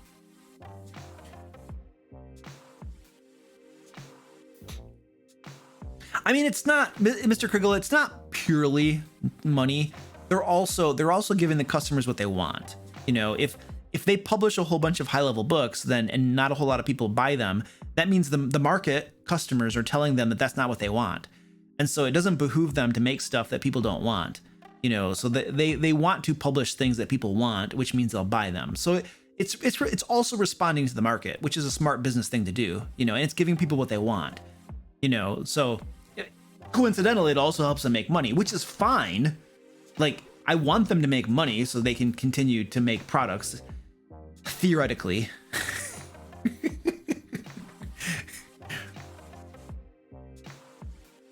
All right, Mage of Silverquill. This is Bard, Warlock, or Wizard subclass. I just want them to make more monster books. Actually, no, I'm gonna get Tome of Beasts. At least the first one. Ambers, you might not get your book for a little bit. I'm probably gonna, no, I'm just kidding. All right, let's read this one. Mages of Silverquill hone the power of words. Ooh. We should have like, comma splices. They're throwing around comma splices, and they're not using Oxford commas, and it's like confounding their enemies and causing them like chaos and mental duress. Yeah. Creature Codex. I've heard that one too. Who makes Creature Codex? Is that Cobalt Press too? Amber's. I was just kidding. I'll get you your book. Cobalt Press. Okay, cool. I just glanced at Coma Beasts 1, and I was pretty impressed by it. I didn't really dig into it, but first glance, it looked pretty cool. It's a big, thick book of monster stuff. And the first half of the book, I don't think was full of stuff for players. It was just it wasn't just monsters for dungeon masters. There's something so beautiful about that. A book that only has stuff for dungeon masters, monsters for dungeon masters, and it doesn't have player stuff mixed in with it. Yeah, it's such a beautiful concept. Imagine that. All right, sorry, I'm getting sidetracked. They channel the might of light and shadow through words, whether spoken aloud, written, or signed through gestures. Yeah.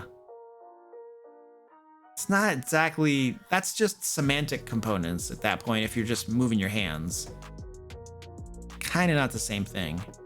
The words of a mage of Silverquill bring salvation to their allies and despair to their enemies. Well, kind of words or just hand gestures. You get Eloquent Apprentice and Silvery Barbs. Those are your two features you get at what, level 1 probably? Yeah.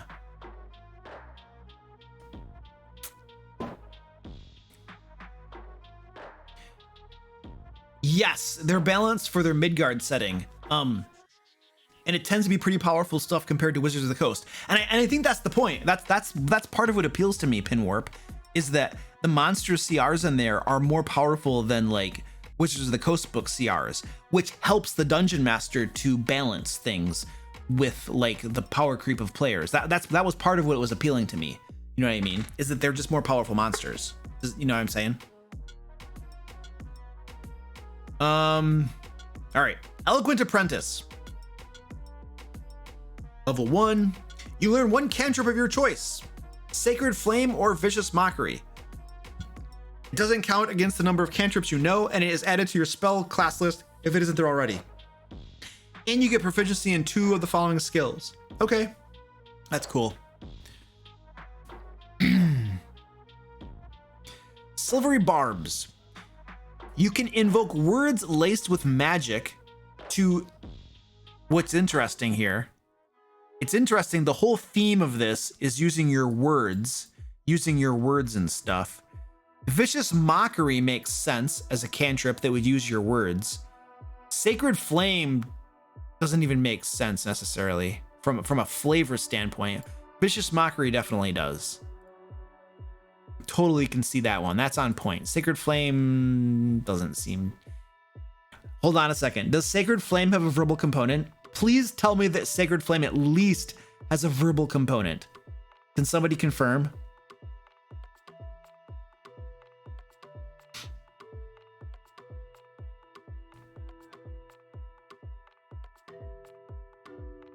It's verbal and semantic? Okay, thank you. Well, at least it has a verbal component.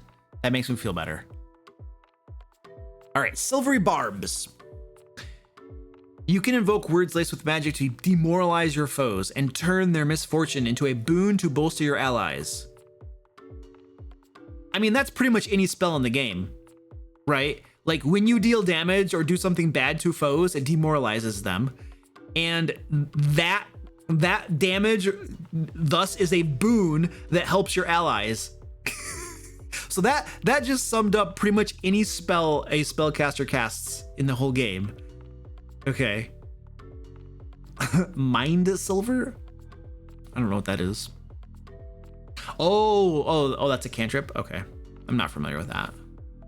Immediately after a creature you can see within 60 feet of you succeeds on an attack roll, an ability check, or a saving throw, you can use your reaction to demoralize the creature. Unless the creature is immune to being charmed, it re-rolls the d20 and must use the lower roll. Oh my gosh. I hate you. I hate you. If the attack roll, ability check, or saving throw then fails, you can choose a different creature you can see within 60 feet of you. That creature is empowered and can re-roll one attack roll, ability check, or saving throw it makes within 1 minute and use the higher result.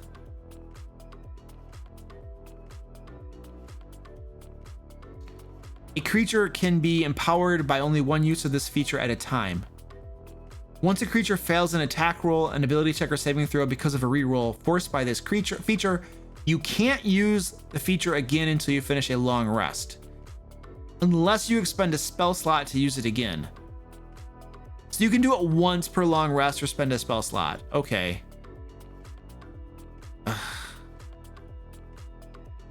I don't know what it is. As a dungeon master, like, I just don't like mechanics that kind of like take the fun out of the game for me, you know?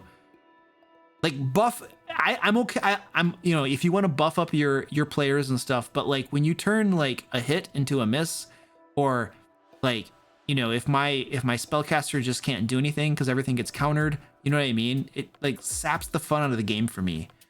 So that was my original reaction of I hate you, was because like I hate it when that happens, you know, to my creatures and stuff. Like I know it's part of the game, but it's like I want to have fun too. And when my guys can't do anything, it sucks. This isn't that bad. This isn't that bad, you know. Which is also my hate for Stunlock. Oops, sorry, Squeaky. Squeaky's like under my foot. When you can't do anything, it's just not fun. Which is why I don't use spells like Banishment against my players, because it's not fun to take them out of the game and not have them play the game. So it's like, as a DM, I kind of want to play the game too. But this personal feature isn't that bad because of the limited number of uses of it, I guess. Mind Sliver comes from Tasha's and is a cantrip that is an intelligence save, which everybody fails. Monsters are horrible at that. And it deals 1d6 psychic and negative 1d4 on the next saving throw. Oh my god. Oh, okay. Yeah. Okay. Gotcha. Yes. Reroll mechanics. Yeah. Yeah, I gotcha.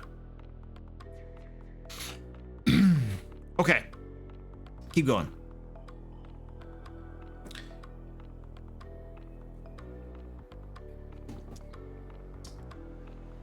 Where was I? We read through this one. Inky Shroud. Inky Shroud. Level 6+ Mage of Silverquill feature. You learn the Darkness spell. It's a very good spell. Can also be a very bad spell if none of your companions can see and they all yell at you. Why did you cast Darkness? Well, I have Fiend Vision or whatever. I can see through the darkness. Well, the rest of us can't. If you are a wizard, you add it to your spellbook if it's not there already. Okay, cool. Okay, so the wizard just gets it in the spellbook. But what, the other person doesn't? Who else was it for? A bard or a warlock. So a bard or a warlock, like, they have to learn it still. But a wizard gets it for free. That's very interesting. Why would you give it for free to the wizard, but not to the other ones? That seems like you got gypped. Why would they do that? Like, the wizard gets it for free in their spellbook. The bard or the warlock, it's on their spell list, but they still have to choose to learn it. Well, no, okay, maybe that does make sense. They have a limited number of spells they can learn. I guess that makes sense. Okay, I think that makes sense. Never mind, I take that back. It makes sense to me. All right. You can cast the spell without expending a spell slot. Oh, really? Oh, but you can't do it again until you finish a long rest. When you cast the spell in this way, you can see normally through the darkness created. And when a creature you can see starts its turn in the darkness, you can deal 2d10 psychic damage to that creature. Oh, come on!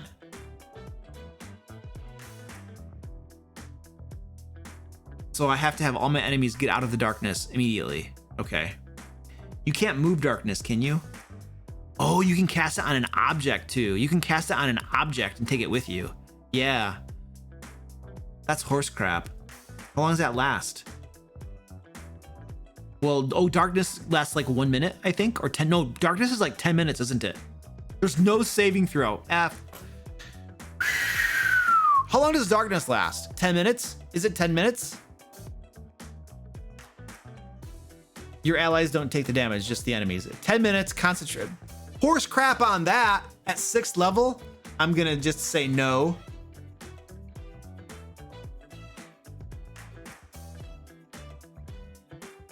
Okay, and it says you can also cast the spell normally without the additional effects by using spell slots. So the only time it actually has this additional effect is once per long rest. So once per long rest, I get a 10-minute long, and it's got to be concentration. Darkness is a concentration spell. I can see through it, but my companions can't. So the thing is that all of my, so if I'm a warlock or a wizard using this, all of the other PCs are gonna hate me because they can't see the enemies. So this isn't like what is it? Spiritual guardians, spirit guardians. You know, they just munches through things. This definitely has a drawback to the other PCs. Your friends will hate you when you use this because they can't see the enemies, and they will have disadvantage on their attack rolls against the. No, they won't. No, they won't, because the enemies can't see either. No. It's even Steven. They can't see the enemies, so they have disadvantage, but the enemies are blind, so attacks against them have advantage. So it's even Steven. So it's a straight roll. As long as your companions are outside the darkness, then it's a straight roll. If your companions are inside the darkness, then they would have disadvantage and they'll hate you. So it just depends on where your companions are. So it's still got to be used properly. I just don't like the fact that the creatures just automatically get the psychic damage. And there's no saving throw or anything. Even Spirit Guardians, doesn't that have a saving throw? Maybe it doesn't. Yeah, no, it does. It does have a saving throw, doesn't it? They'll metagame the heck out of it. Well, I don't know how much it's metagaming, because once the spellcaster in-game, in character explains how it works, everybody just cooperates. Oh, because they'll metagame it, because even though it's darkness, but they still know where the things are. Yeah, even Spirit Guardians has a save. Yeah.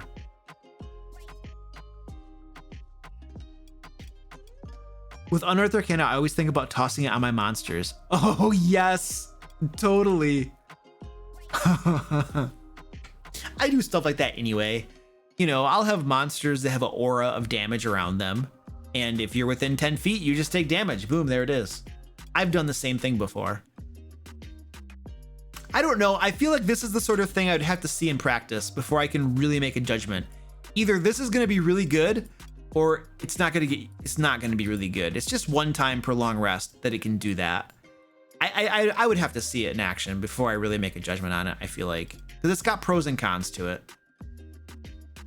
It's like at first glance it seems really good, but once it's in action and people can't see and crap, it might get different. I don't know. Infusion of Eloquence, level 10 plus, Mage of Silverquill feature.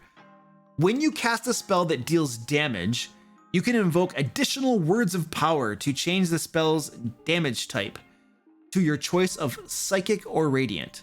Whoa!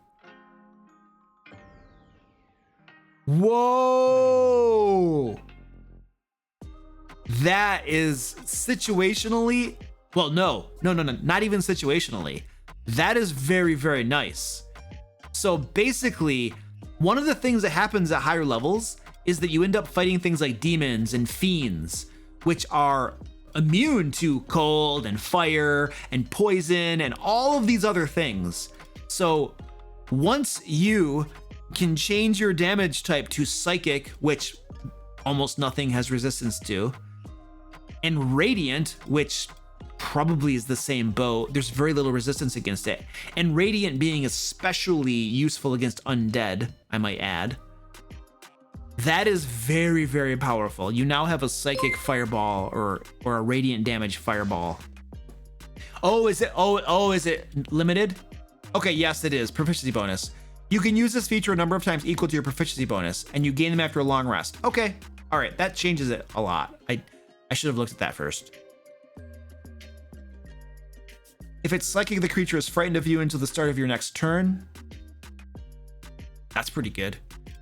Or its radiance, the creature is charmed by you until the start of your next turn. Charmed, not controlled. Big difference.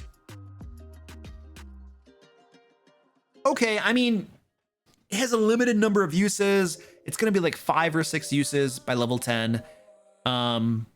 It's good, but it's not unlimited. So yeah, it's pretty nice. It's pretty nice. What? Keep reading? Oh, there's wait. Oh, okay, hold on a second. Any creature damaged by the spell takes extra damage equal to your proficiency bonus. Yeah, you get, that's not a whole lot. It's like +4, 5 or 6. It's gonna give you some extra damage. And then there's no saving throw against being frightened of you or being charmed by you. I don't like that there's no saving throw. Now, it only lasts until the start of your next turn, but for many spells, it's guaranteed damage. Because, you know, if it's a fireball, you save for half, you turn it into psychic damage, you know, everything is guaranteed to take damage, so they're all going to be frightened of you. It only lasts until I would love for there to be a saving throw on this almost. Yeah. That's the thing. It feels like there should be a saving throw. But it doesn't last too long. It's just until the end of your next turn. So, I don't know. Yeah, I agree. The no save is what I don't like about this.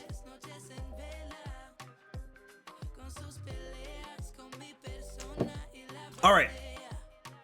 Words of power. 14 plus.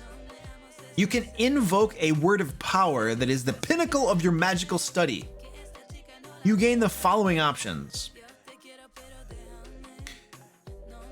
When the target of your silvery barbs fails an attack roll, an ability check, or a saving throw because of the reroll, you can invoke a word of despair to give the target vulnerability to one damage type of your choice until the start of your next turn. How many times can you use silvery barbs again? Long rest. Okay, so it's just long rest.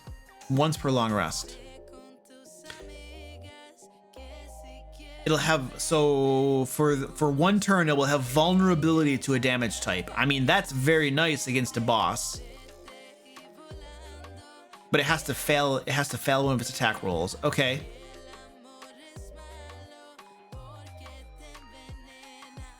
When a creature, selfless invocation, when a creature you can see within 60 feet of you takes damage, you can invoke a word of power using your reaction to grant the creature resistance to that damage, and you take an amount of psychic damage equal to the damage that the creature takes.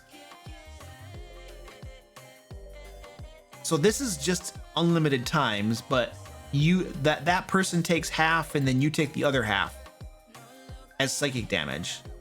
Okay. I mean, so that'll help turn your tank into a maybe a bigger tank when it's sharing your hit point pool or something. I mean, for a level 14 plus, I feel like this one is probably pretty decent, maybe. If it's used optimally, if the entire group coordinates around it and if they use it to good effect. If they have teamwork and use it to good effect, this could be very nice. This right here, like, I don't know. Doesn't seem like that big of a deal. When somebody's getting low on hit points, it helps keep them all up, I guess.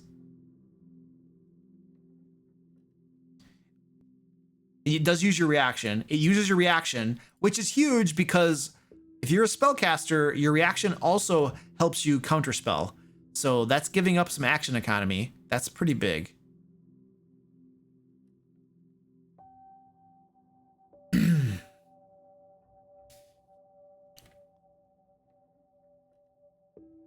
And hold on, what are we saying up here? Come on, scrolly, let's go. Ed says they've already scheduled the book. I have no idea. When is the book scheduled for? When is the book scheduled for? I have no idea how they plan to use playtest feedback to change anything. It's already getting finalized for the printer. When is the book scheduled to come out? They would only have a month to realistically change anything, but any change would take far longer than that.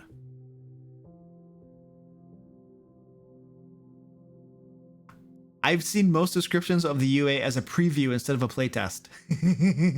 When is the book supposed to come out? November? Okay. September? What is it?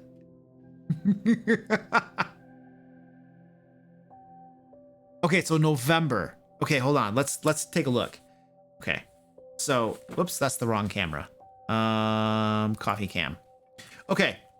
So, if the book is coming out in November,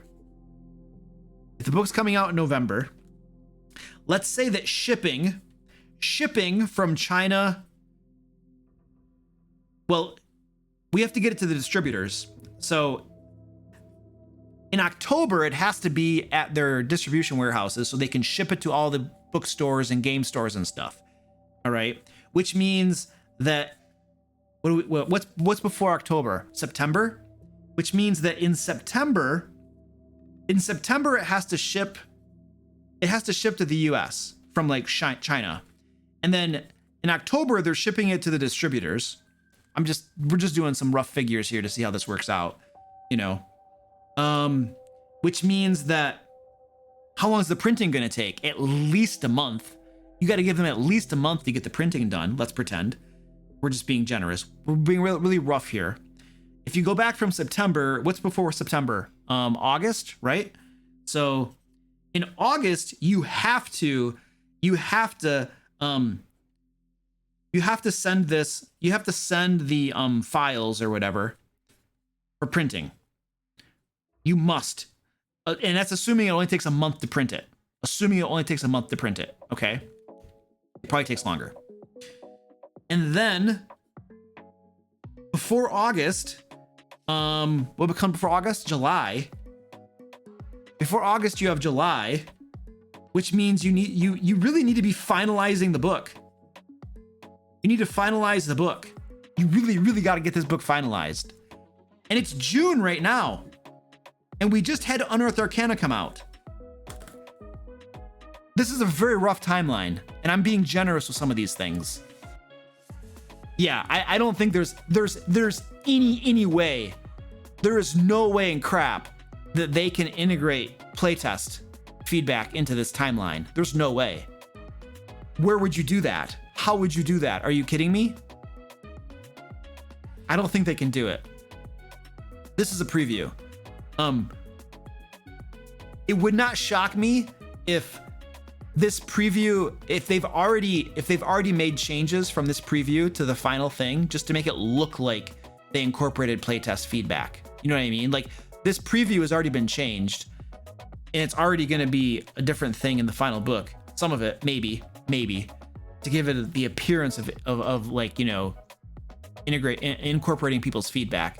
But there's no way, according to this timeline, that you could possibly and D&D Beyond has to get everything set up in their system. You know, they have to get all that stuff put in, make sure everything's working as well. So D&D Beyond needs time to get that figured out. Yeah, there's no way that you could possibly take people's playtest feedback from Unearthed Arcana and incorporate it. Yeah, I don't think so.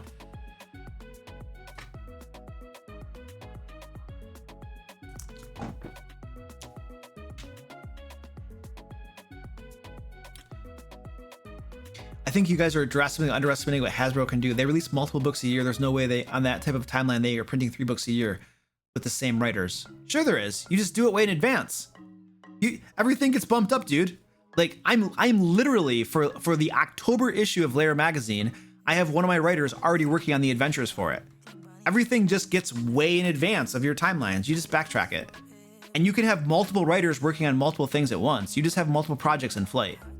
You constantly have multiple projects. Everybody's and that you know, that's why you have things that slip through the cracks and get overlooked and stuff, because you literally have your project team is working on multiple projects at once. You don't just focus on one project at a time. You have like 4 or 5 or 6 in flight at the same time. You know, that's normal. That's normal. I work at a company. You have a software developer. He is working on potentially multiple different things at the same time. It's not just working on one of them. You know, so it's yeah. You can do it. You can totally do it.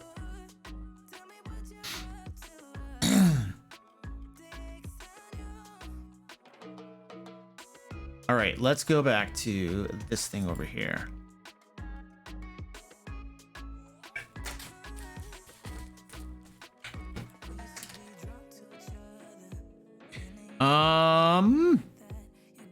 Where were we? I think we had just finished. We had just finished up this one right here, and now we are at Mage of Witherbloom. I'm out of coffee. We have to do a cat strike. Let's do a cat strike, and then we're going to do we'll do the last one after our cat strike. How's that sound?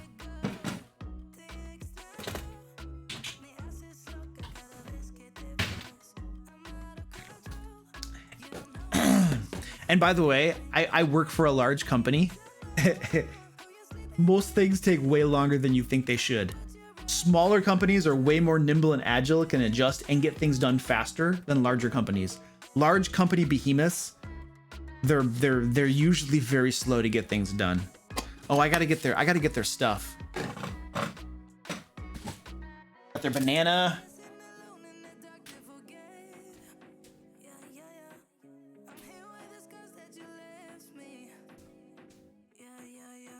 Like if this were a smaller company like Cobalt Press or something, they could probably hit that timeline faster than a larger company.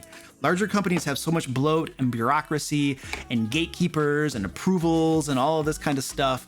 And you have to have, like, you know, people review it. You have to have like sensitivity readers and all these different people got to put their eyes on stuff. There's so much stuff in there. Large companies just take forever to get stuff done. Usually. There are exceptions, obviously. All right, so we're getting the banana going. Oh, we should probably go to this camera. Cat cam. Come on, Squeaky. And we get the happy carrot. The happy carrot.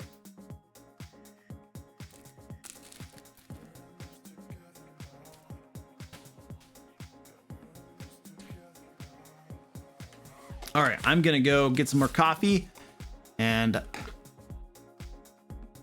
I gotta look at.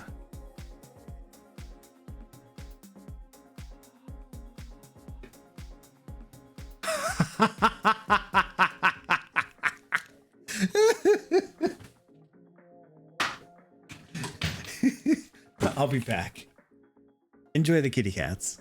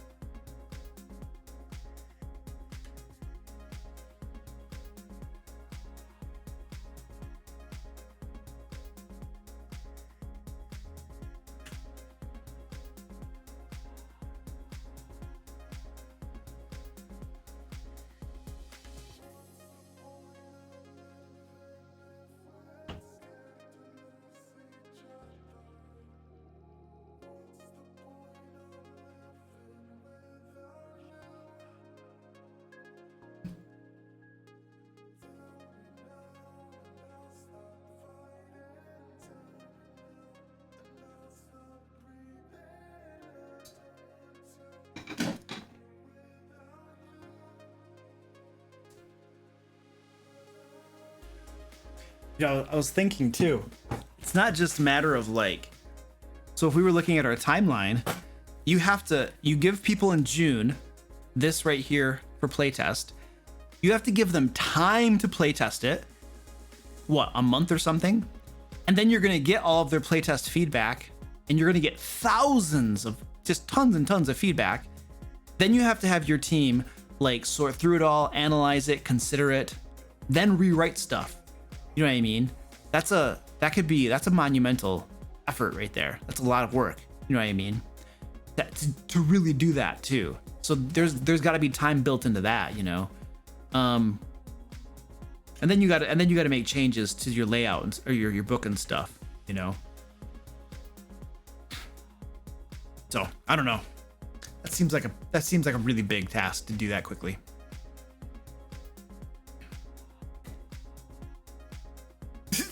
Ed says, based on many of the recent Unearthed Arcanas, I don't know what they're playtesting because the stuff is a mess.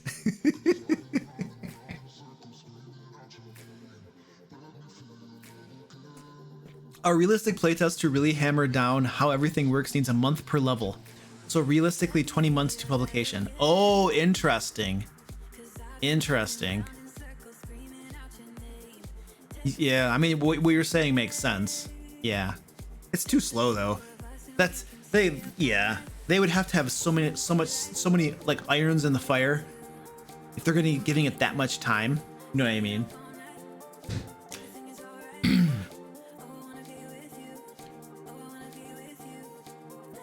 Lucas said it before, it's 100% designed to get it so it explodes into a new edition.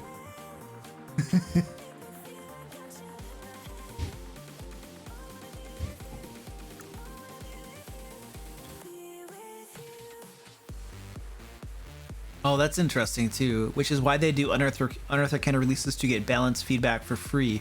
But due to most people are, in my opinion, power gamers and homebrewers that don't know feedback giving back data that makes official that are stronger than what the game has provided. Yeah, I get what you're saying, dude. No, I can't look over content people write. I can't. I can't do that. I wouldn't be able to do half the stuff I do if I were to do that. But what you can do is on my Discord, there is a specific channel. I think it's called Review My DM Creation, and you can put it out there. And fact of the matter is, dude, like, I'm not the world's best dungeon master. There are people that are way better than me and can probably give you better feedback because they have more time to do it. And I don't know, you're gonna get really good feedback, dude. Go throw it over there. Just because I have a YouTube channel and stuff doesn't mean that I'm like the authoritative, like, you know, whatever thingy. There are lots of awesome people in my Discord that can give you awesome feedback on your stuff, dude. Yeah. Yes, Ed is my guy he's my principal guy who checks for balance. Yes.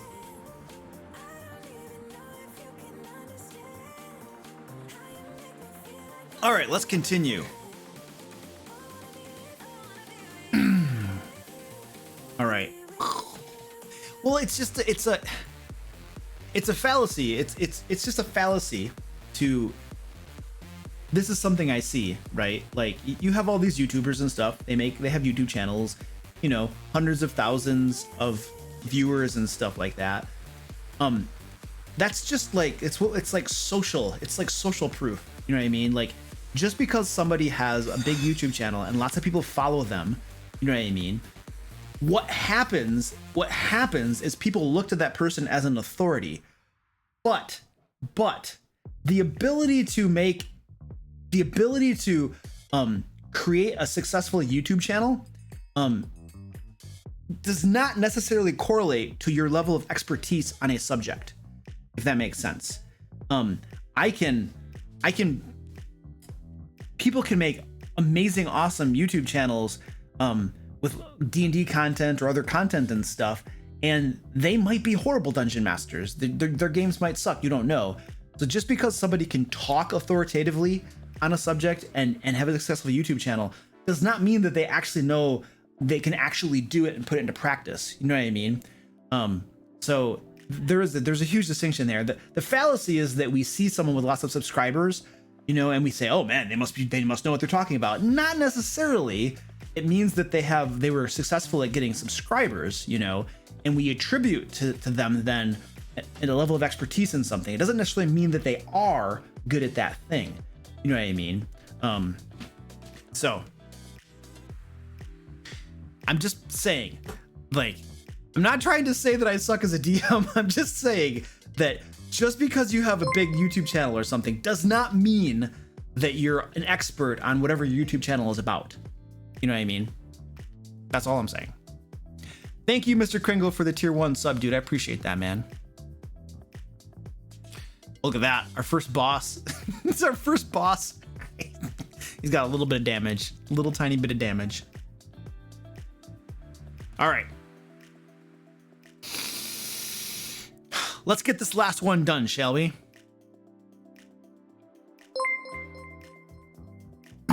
Sassy Cat Productions, thank you for the Prime. Appreciate that. Mage of Witherbloom. This is a druid and a warlock subclass.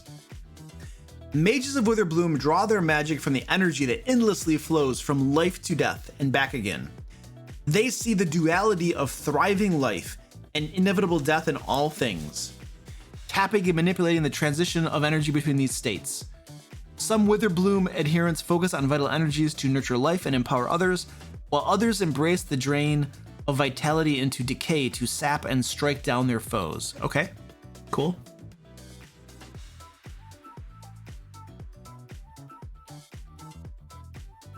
You get 2 features, Witherbloom spells and Essence Tap.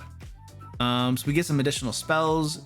Spare the Dying, Cure Wounds, and Inflict Wounds. Thematically, that makes sense. And you learn additional spells when you reach certain levels. You get some spells. Each of these counts as a class spell, but it doesn't count against the number of spells you know. Okay, so free additional spells known. For both the druid and for the druid gets everything anyway. Oh, you always have them prepared. They don't count as the number of spells you prepare each day. And the warlock, you just learn more of them. Okay. Cool. Blight is a great spell, by the way. Very, very good spell. It's like an amazing single target damage dealing spell. I love Blight.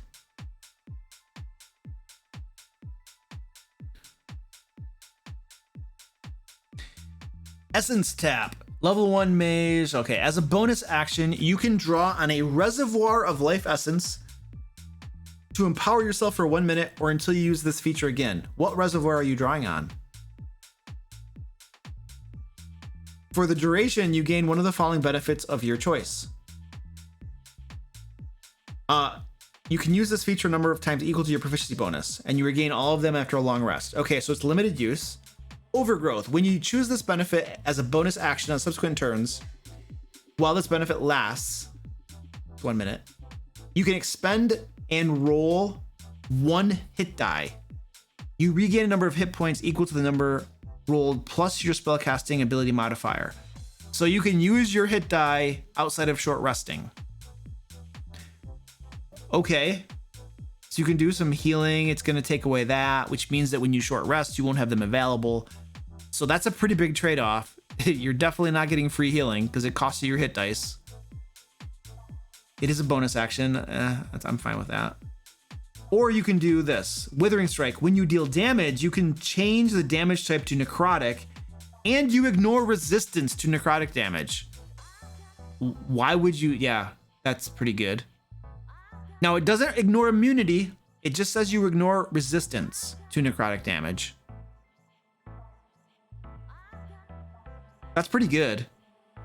It's a limited number of uses, but it's for 1 minute. So if you are going up against a boss or some monster that, yeah, you can have them do necrotic damage or something if they have resistance to some of your normal damages or something. So that could be useful. Situationally, that can be super useful. But I'm generally okay with features that tend to do more damage or something, you know, because you can account for that as a dungeon master when you design your monsters and your encounters and stuff like that. The stuff that irks me is when it makes me so I can't play the game as a dungeon master. Those are the ones I don't like.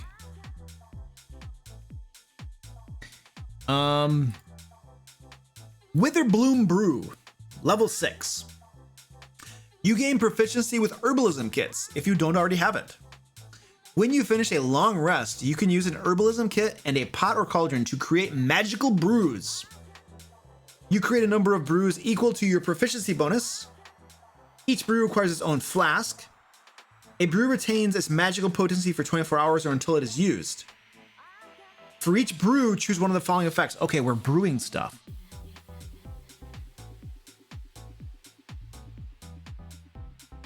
Okay, equal to proficiency bonus. So like four, 5, or 6 different brews.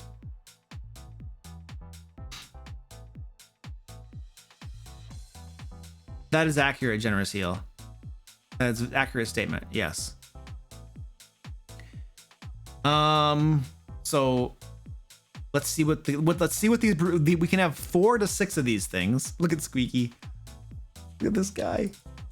Squeaky. I think he passed out from all of the catnip. What are you doing, Squeaky? He's just totally just like spacing out down there from the catnip. I think he OD'd. You guys, he just he's stoned. Squeaky, are you okay? He's like, that's too much catnip. Squeaky, are you okay, buddy? You want a carrot? Oh, buddy, you want a carrot? I'm enabling him. Oh man. All right. Oh, that's the wrong one. Oh, he took the carrot. He's like, yeah, I could use the carrot. Thank you. Thank you for the carrot. Okay, let's keep going.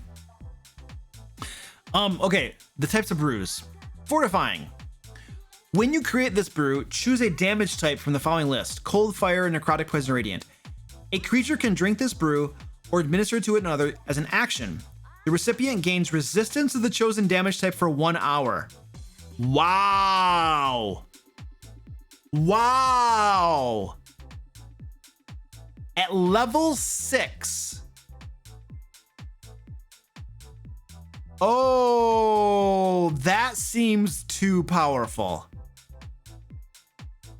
So you can give your entire party resistance to like fire damage or something for an entire hour. So if you know you're going into a certain dungeon with like fire or something in it, everybody has resistance to it. Oh, I don't know. That seems like too much for level 6. I don't know. I don't know how I feel about that. Quickening. A creature can drink this brew or administer it to another creature as an action.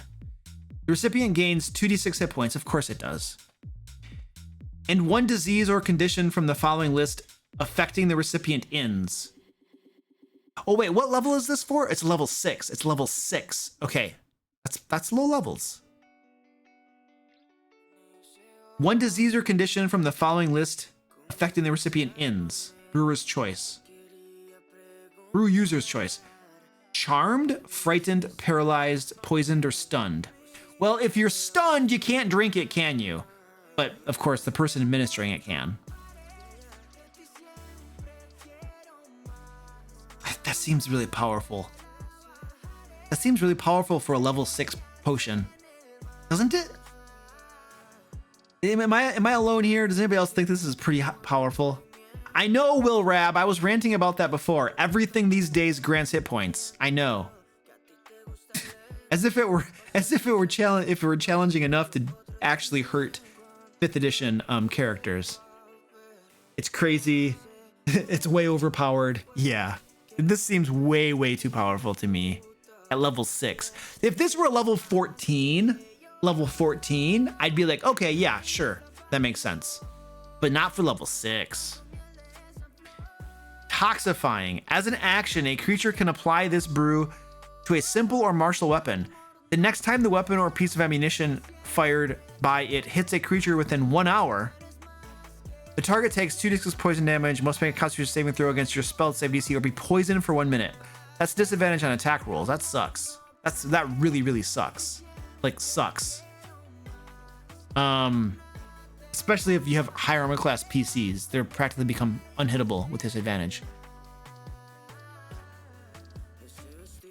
So you get 6 of those, basically, per long rest. The damage I don't really care about. I mean, it's good, but it's not that big of a deal. Being poisoned is nasty. But monsters usually have a pretty high constitution saving throw. At any rate, I feel like you're gonna use it. You're gonna use the quickening one most of the time. Because it's 6 free healing potions, basically. Really powerful healing potions, too, by the way. Or the fortifying, maybe, if it's situationally relevant. But you're probably just gonna use this one. You might use this one if you have a boss battle coming up, and on the off hope that it fails a Constitution saving throw. It just seems too powerful for 6th level, though. Witherbloom Adept, level 10. Your connection to the flow of life force deepens. Once per turn, when you deal necrotic damage or restore hit points using a spell.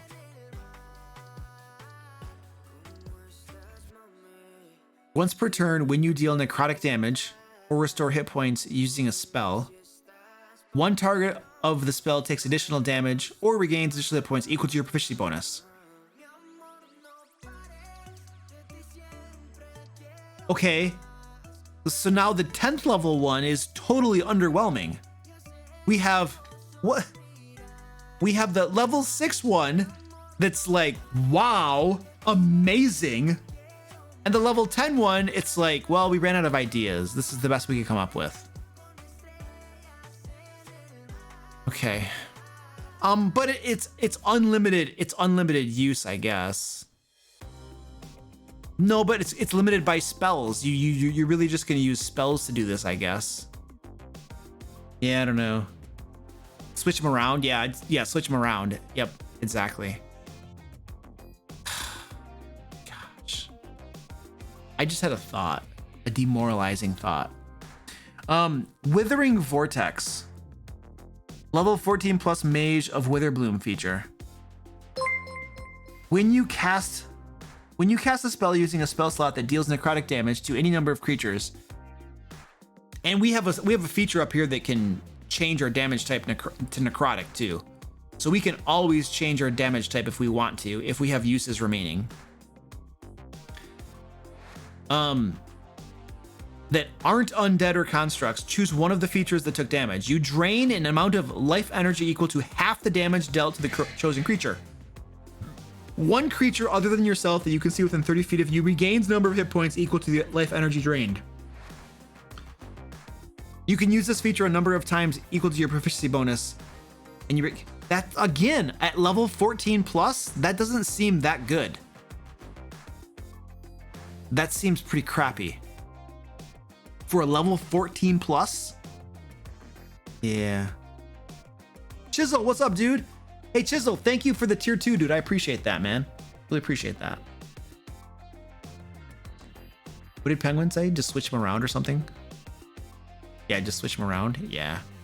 That seems underwhelming. For a level 14 plus, yeah, that doesn't do it for me. It seems like this is your low-lying fruit. Take 6 levels in a spellcasting class so you can get this, and then multi-class into something else, because this stuff is just kind of underwhelming. So that might be the plan there. So there you go. It's absolutely terrible.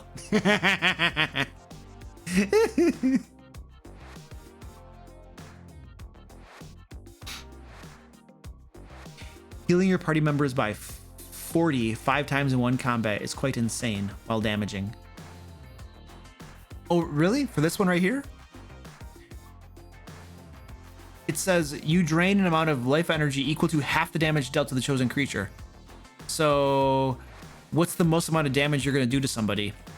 Maybe 50 points of damage. So that's 25. You're going to heal, so you can heal somebody up to 25 hit points. One person. You can heal one person with 25 hit points. roughly. I'm just doing some very rough math. And you can do it like 5 or 6 times. I don't know. It's a 14 plus thing. I don't know. It depends on the class. It depends on what damage type you're doing. If you do something like Blight and you crit it and you do really well or something, maybe. It depends. It's situational. It could be really good. It might be so-so. I don't know.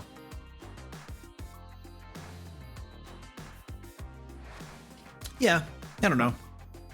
Oh, if you crit while the boss is vulnerable. Oh, that's true. If you make them vulnerable somehow. Yeah. Bye, Will Rab.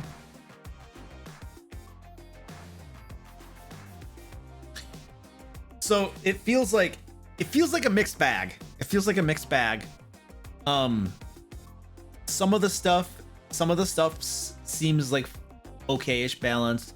Some of their stuff, I think I'd have to see it in play. And then there's some stuff in there that was clearly like not balanced and way too powerful. Thematically, lots of stuff just gives you either hit points or bonus or temporary hit points. I liked the one caster, the Mage of 𝐑𝐄𝐒𝐿, the thematically, like, you know, using mathematics and stuff to twist reality around you. Thematically, I thought that was pretty cool. But there you go. There you go. We did it.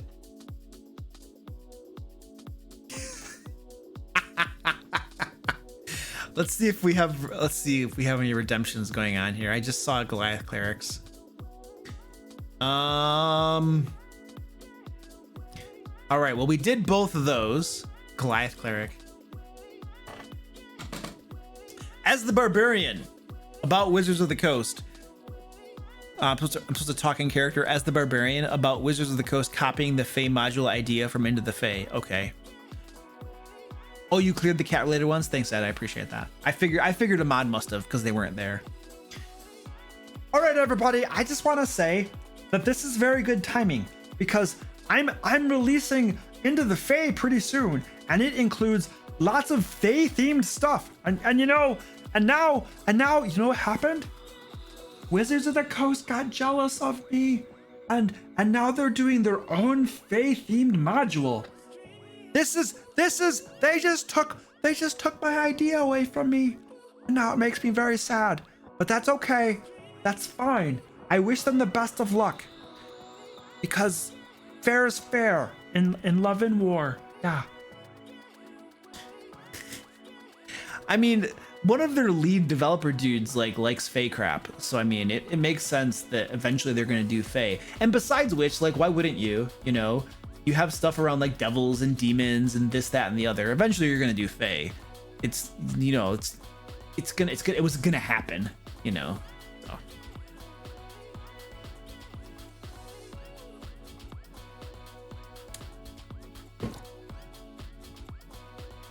Can we hear the rogue's take on the Bituarian? I don't even know what that is.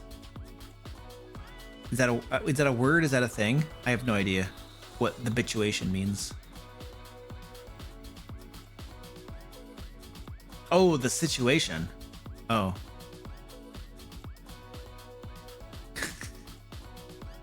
This sucks. I hate this. It was just copying all my stuff. It's time to go stabby. And then we're screwed. That's all. Yeah, I know. Oh yes, the bituation. That's a funny typo. Penguin butt. That's borderline too.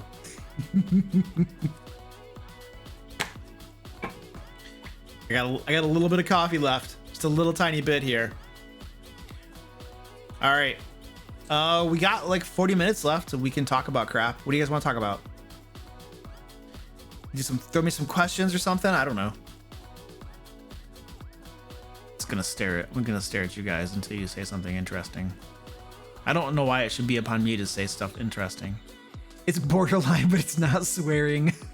It was a typo too. It was clearly a typo.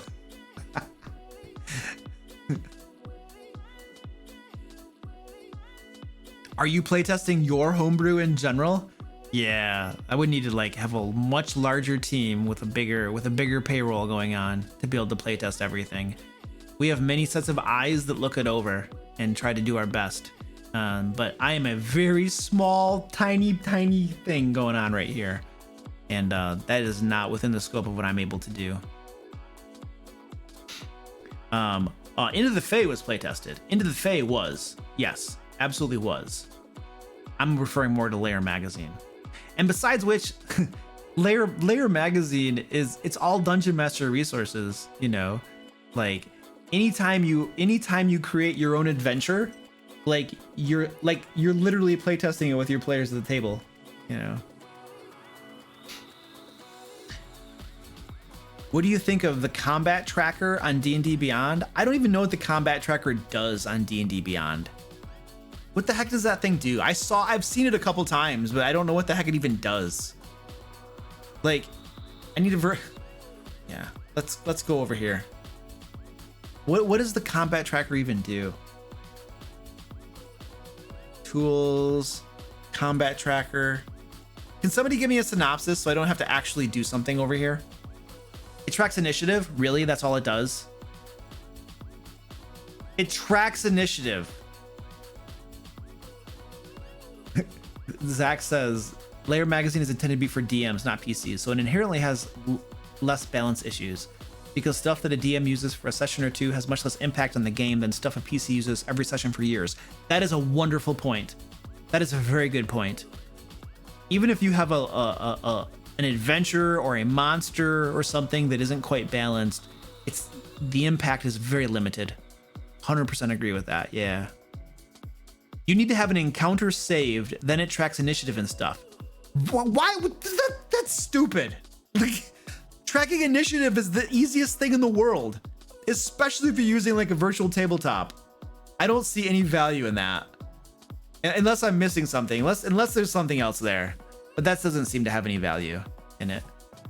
Give me a virtual tabletop. Like, why are we doing an initiative tracker? That's the easiest thing in the world. Who has trouble keeping track of initiative, especially when we're using like Roll20 and Fantasy Grounds and stuff? I don't see the value in that. Like, unless this is okay. So in software development, a lot of times you will build small little pieces of something, that deliver incremental value until you can deliver the larger piece, and then all the value flows together. So it's possible that their roadmap includes, I believe they've stated that their roadmap includes virtual tabletop at some point.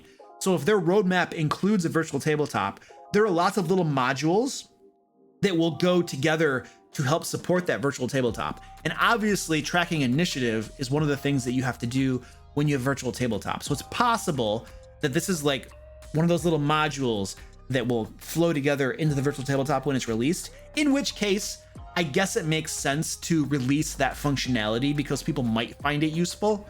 So I can kind of see that if that is kind of the idea behind it all. Yeah, Mr. Gork says they're building their virtual tabletop piece by piece. If that's what they're doing, then it makes sense. Like, there's no sense in not releasing the functionality, even if it's kind of not very useful for most people, probably, Custom classes have been on the roadmap since it was introduced and still hasn't been moved.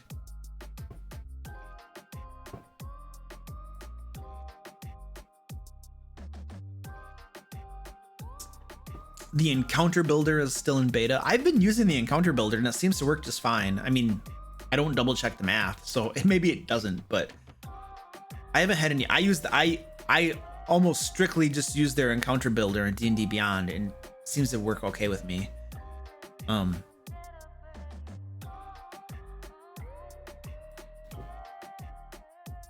The life domain cleric isn't finished either. I'm not familiar with that. But that's from the character. That's from the normal player handbook. The life domain cleric. Or are you saying in D&D Beyond? It's not finished in D&D Beyond? Oh.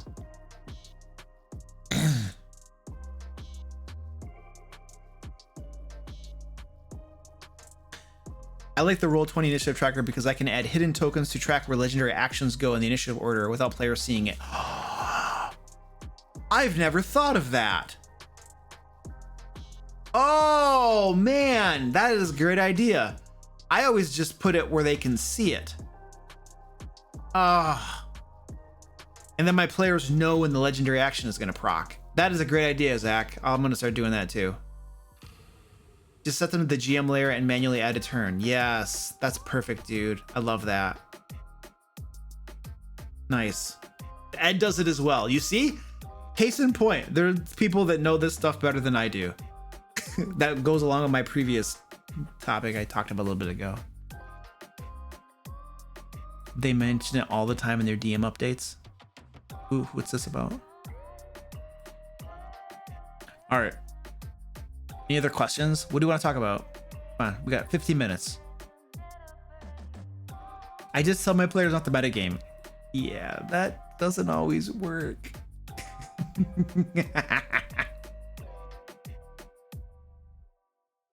What's some advice for me because I am about to start playing with a group of my own? Just have fun. Just don't sweat it. Have fun. You're not gonna be a super spectacular rock star at the very beginning. It might be rough. It might be difficult. Just keep at it. Focus on having fun and relax. And don't think that you have to be like super spectacular your first go. It takes a long time to learn stuff and get better at stuff. You know. That's my biggest piece of advice. And then go watch my YouTube channel videos for all the other details. How do you feel about player characters becoming a lich? As soon as they do, they become an NPC under my control. I don't know. Talk about LayerCon? Oh yeah, we're gonna have LayerCon. We'll have LayerCon in Texas. We've been talking about LayerCon for some time now. We should have LayerCon in like 2022. LayerCon 2022. Do we have the spreadsheet going? Are you guys putting this stuff in the spreadsheet?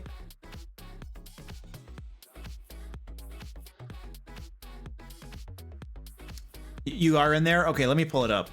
Because some people have posted and I didn't see them, so I want to get in the spreadsheet here. Let me open that up. And let's go over to July 8th. Okay. Well, I don't see anything from tonight, though. Okay. Oh, okay. Well, where in Texas? Well, you know, Texas isn't that big of a state. It's not, you know, I have no idea. Who was, Albert Schwartz, sorry, I can't say your last name. Just repost your question. It's okay. Butt, be merciful. I'm asking him to do it. After End of the Fae is released, ever thought on doing your own Dungeon Master guidebook that transfers your D&D homebrew world videos into it? I don't know. I don't know how I feel about that. Sounds like a lot of work.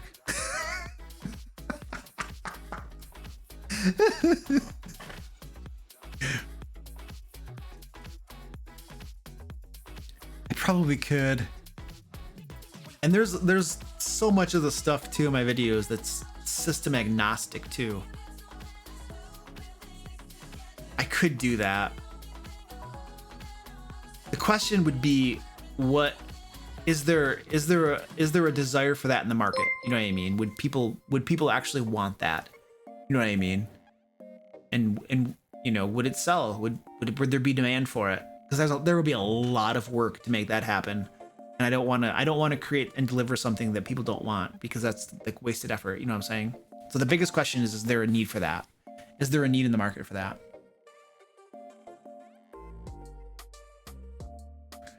What's my favorite module? I don't know.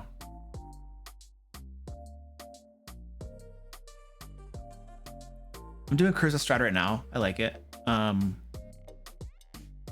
were some other ones I've done that I thought were pretty cool. Oh, you're running the Granatorium we created next week? Oh, the Granatorium. I think I remember the Granatorium. That was a cool one. What are your thoughts on making an Aboleth the big bad? How to make it interesting? Well, an Aboleth is a CR like what, 12? So The characters would be like level 8 or so when they fight the aboleth, theoretically. You got the aboleth uses like spawns and people that are dominated by it to go about doing its stuff. So you would basically just have you would just have a whole bunch of different lieutenants and bad guys that are pawns of the aboleth that are doing stuff in the game world. The aboleth needs to have a goal, right? Aboleths, I think they used to be gods. They used to essentially be gods before the current pantheon and stuff overthrew them, basically. And aboleths never forget that stuff. So their memories never end and they're always reborn. So you would think that what would be the goal of the aboleth? Figure out a goal, okay? Maybe he just wants to have conquest, or he wants to have bring more and more people under his sway. And so then you just play that out in your campaign, and he is behind the scenes. People don't know who the big bad is, and he's got lots of different people that have been mined. What do you want to call it? They're pawns of him. He controls them, basically. And they're going about trying to like expand the aboleth's influence and bring more people in. He might be targeting influential leaders of different cities and towns and stuff. If you can bring the leadership under your control, then you can create laws and stuff that will bring the populace under your control without having to necessarily control them directly. And so you might have an aboleth that's doing something like that. You know, leadership is suddenly just, you know, becoming under his sway, enacting laws and stuff. And then the adventurers have to investigate what the heck is going on. You know what I mean? So I don't know. You could do some cool stuff like that with an aboleth. I would not reveal that it's an aboleth until the very, very end, though. Make it mysterious. This could be similar to like a you know, Call Cthulhu dread type thing, you know, like a creepy mystery, you know, the sort of vibes is how I would probably run that if I were doing it, you know. So those are my. Sorry, got a cat right under my feet. Hey Ed, by the way, little guy is here. There's a little guy. There you go. He's rolling. I'm gonna give him a carrot. Hey, you want the carrot? Oh yeah. Little guy.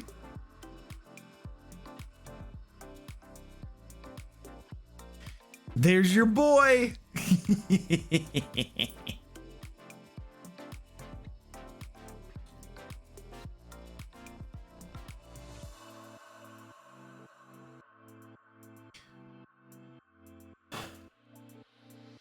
All right. What else we got? You can't wait to see Luke run a game in Eberron. Oh, it has to happen eventually.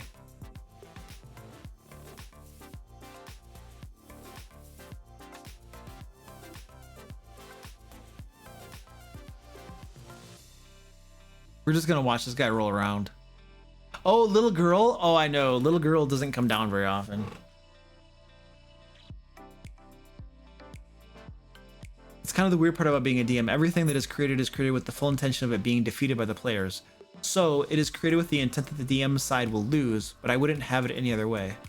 Yeah. Well, the beautiful thing about that is that, like, I don't want to win as the dungeon master. I want my bad guys. I want the players to win. I just want to play my bad guys. I just want to play them in combat. I want to play them in the game. I want to have fun doing it. At the end, they're going to lose, but let me play them, you know? And then I'll be happy. And then they die and they're gone. And then I get to make new ones and I don't get bored. That's the beautiful thing. You don't get bored as the dungeon master. I get so bored as a player, you know, waiting my turn, just letting other people take their time. And then it's finally my turn to do something, you know, and I have the same exact player, the same exact character the whole time. That gets boring, you know? And I'm only doing one thing. I'm controlling one character. How boring is that? I want to control a whole bunch of them at once. You know, keep my mind occupied and doing something during the game. When I'm a player, a lot of times I just sit there and I'm just waiting and I get bored. Have you guys seen me in the Descent into Avernus game? It's so hard for me to. I'm falling asleep half the time, and that's not a commentary on the game master or anything. It's just how my brain works. It's not engaging. Once you've been a dungeon master and you're always like go, and your brain is active and you're always playing, it's so engaging and interesting. And when you're a player and you're just doing one thing, it's like, ugh, it's so boring. You know, does that make sense? I love the Descent into Avernus game, focusing on Luke's expressions. Expand on that, Generous Heal. What do you mean by that?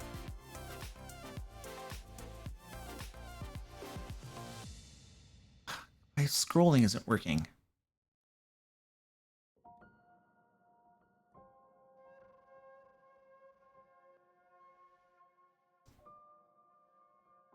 Like my octopus that you all defeated, it was cool seeing you guys figure out that shooting at the head wasn't really the best way to go. So you all shifted your whole strategy on the fly. Yeah.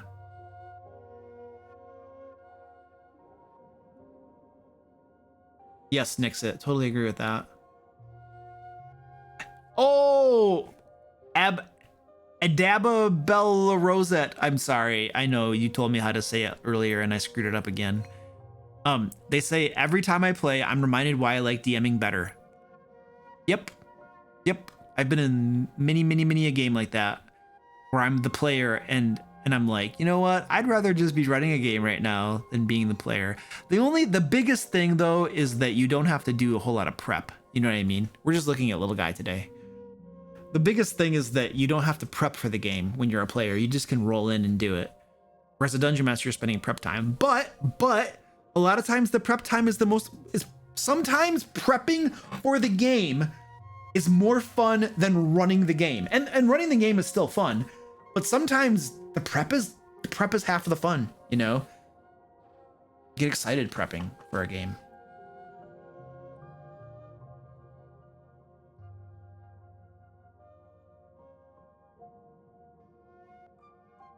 Yes, that's the best part about being a player. All you have to do is show up. That is the best part. That is the best part. Yes. Okay, work can be fun. Prepping for a game is technically, I mean, it's work, but it's also fun.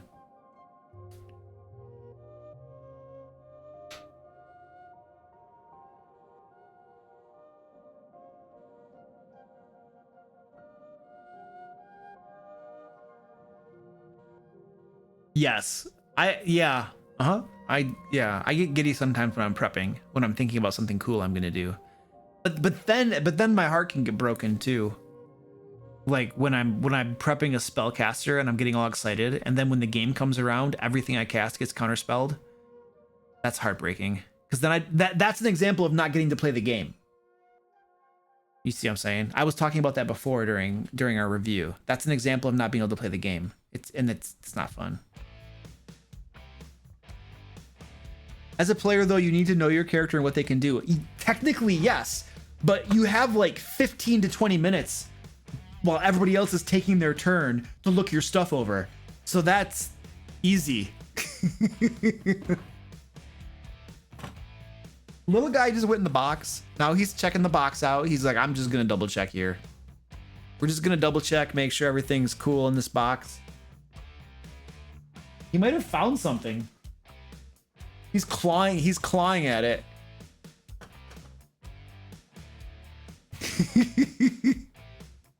Well, now we're back to ravioli, Ed.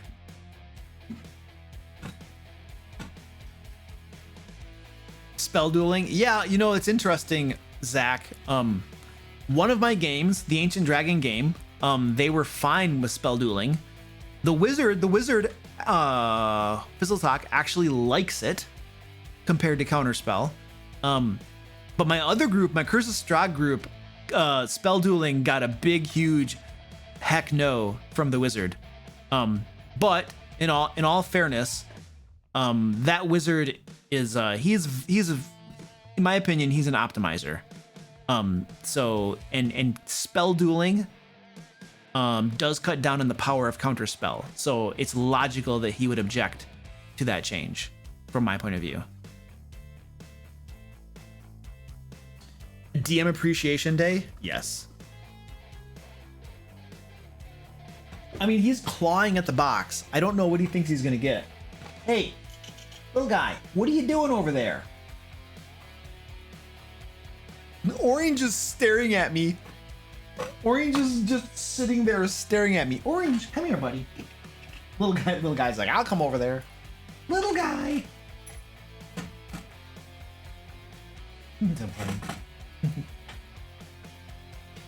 spell dueling is a homebrew rule, house rule for that replaces counter spell basically.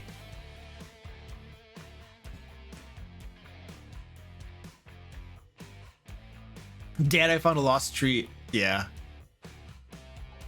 I've never played Minecraft. Nope.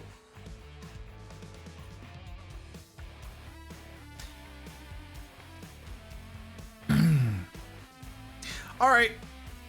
July 27th, that's DM Appreciation Day. DM Appreciation Day should be every game session. All right, ladies and gentlemen, we're done. That's it. Oh, Aki Emerald, thank you for the 100-bit cheer. I appreciate that, dude. I missed that. Sorry. All right, let's go find someone to raid. We're gonna raid somebody. Thanks for hanging out. It's been fun. We'll be here on Friday. Friday we'll be creating an adventure together. Oh, I have to find my browse button. Browse. Go to D&D and browse. Yes. We're gonna raid. It's time to raid. All right, let's find out who we're gonna raid over here. Oh,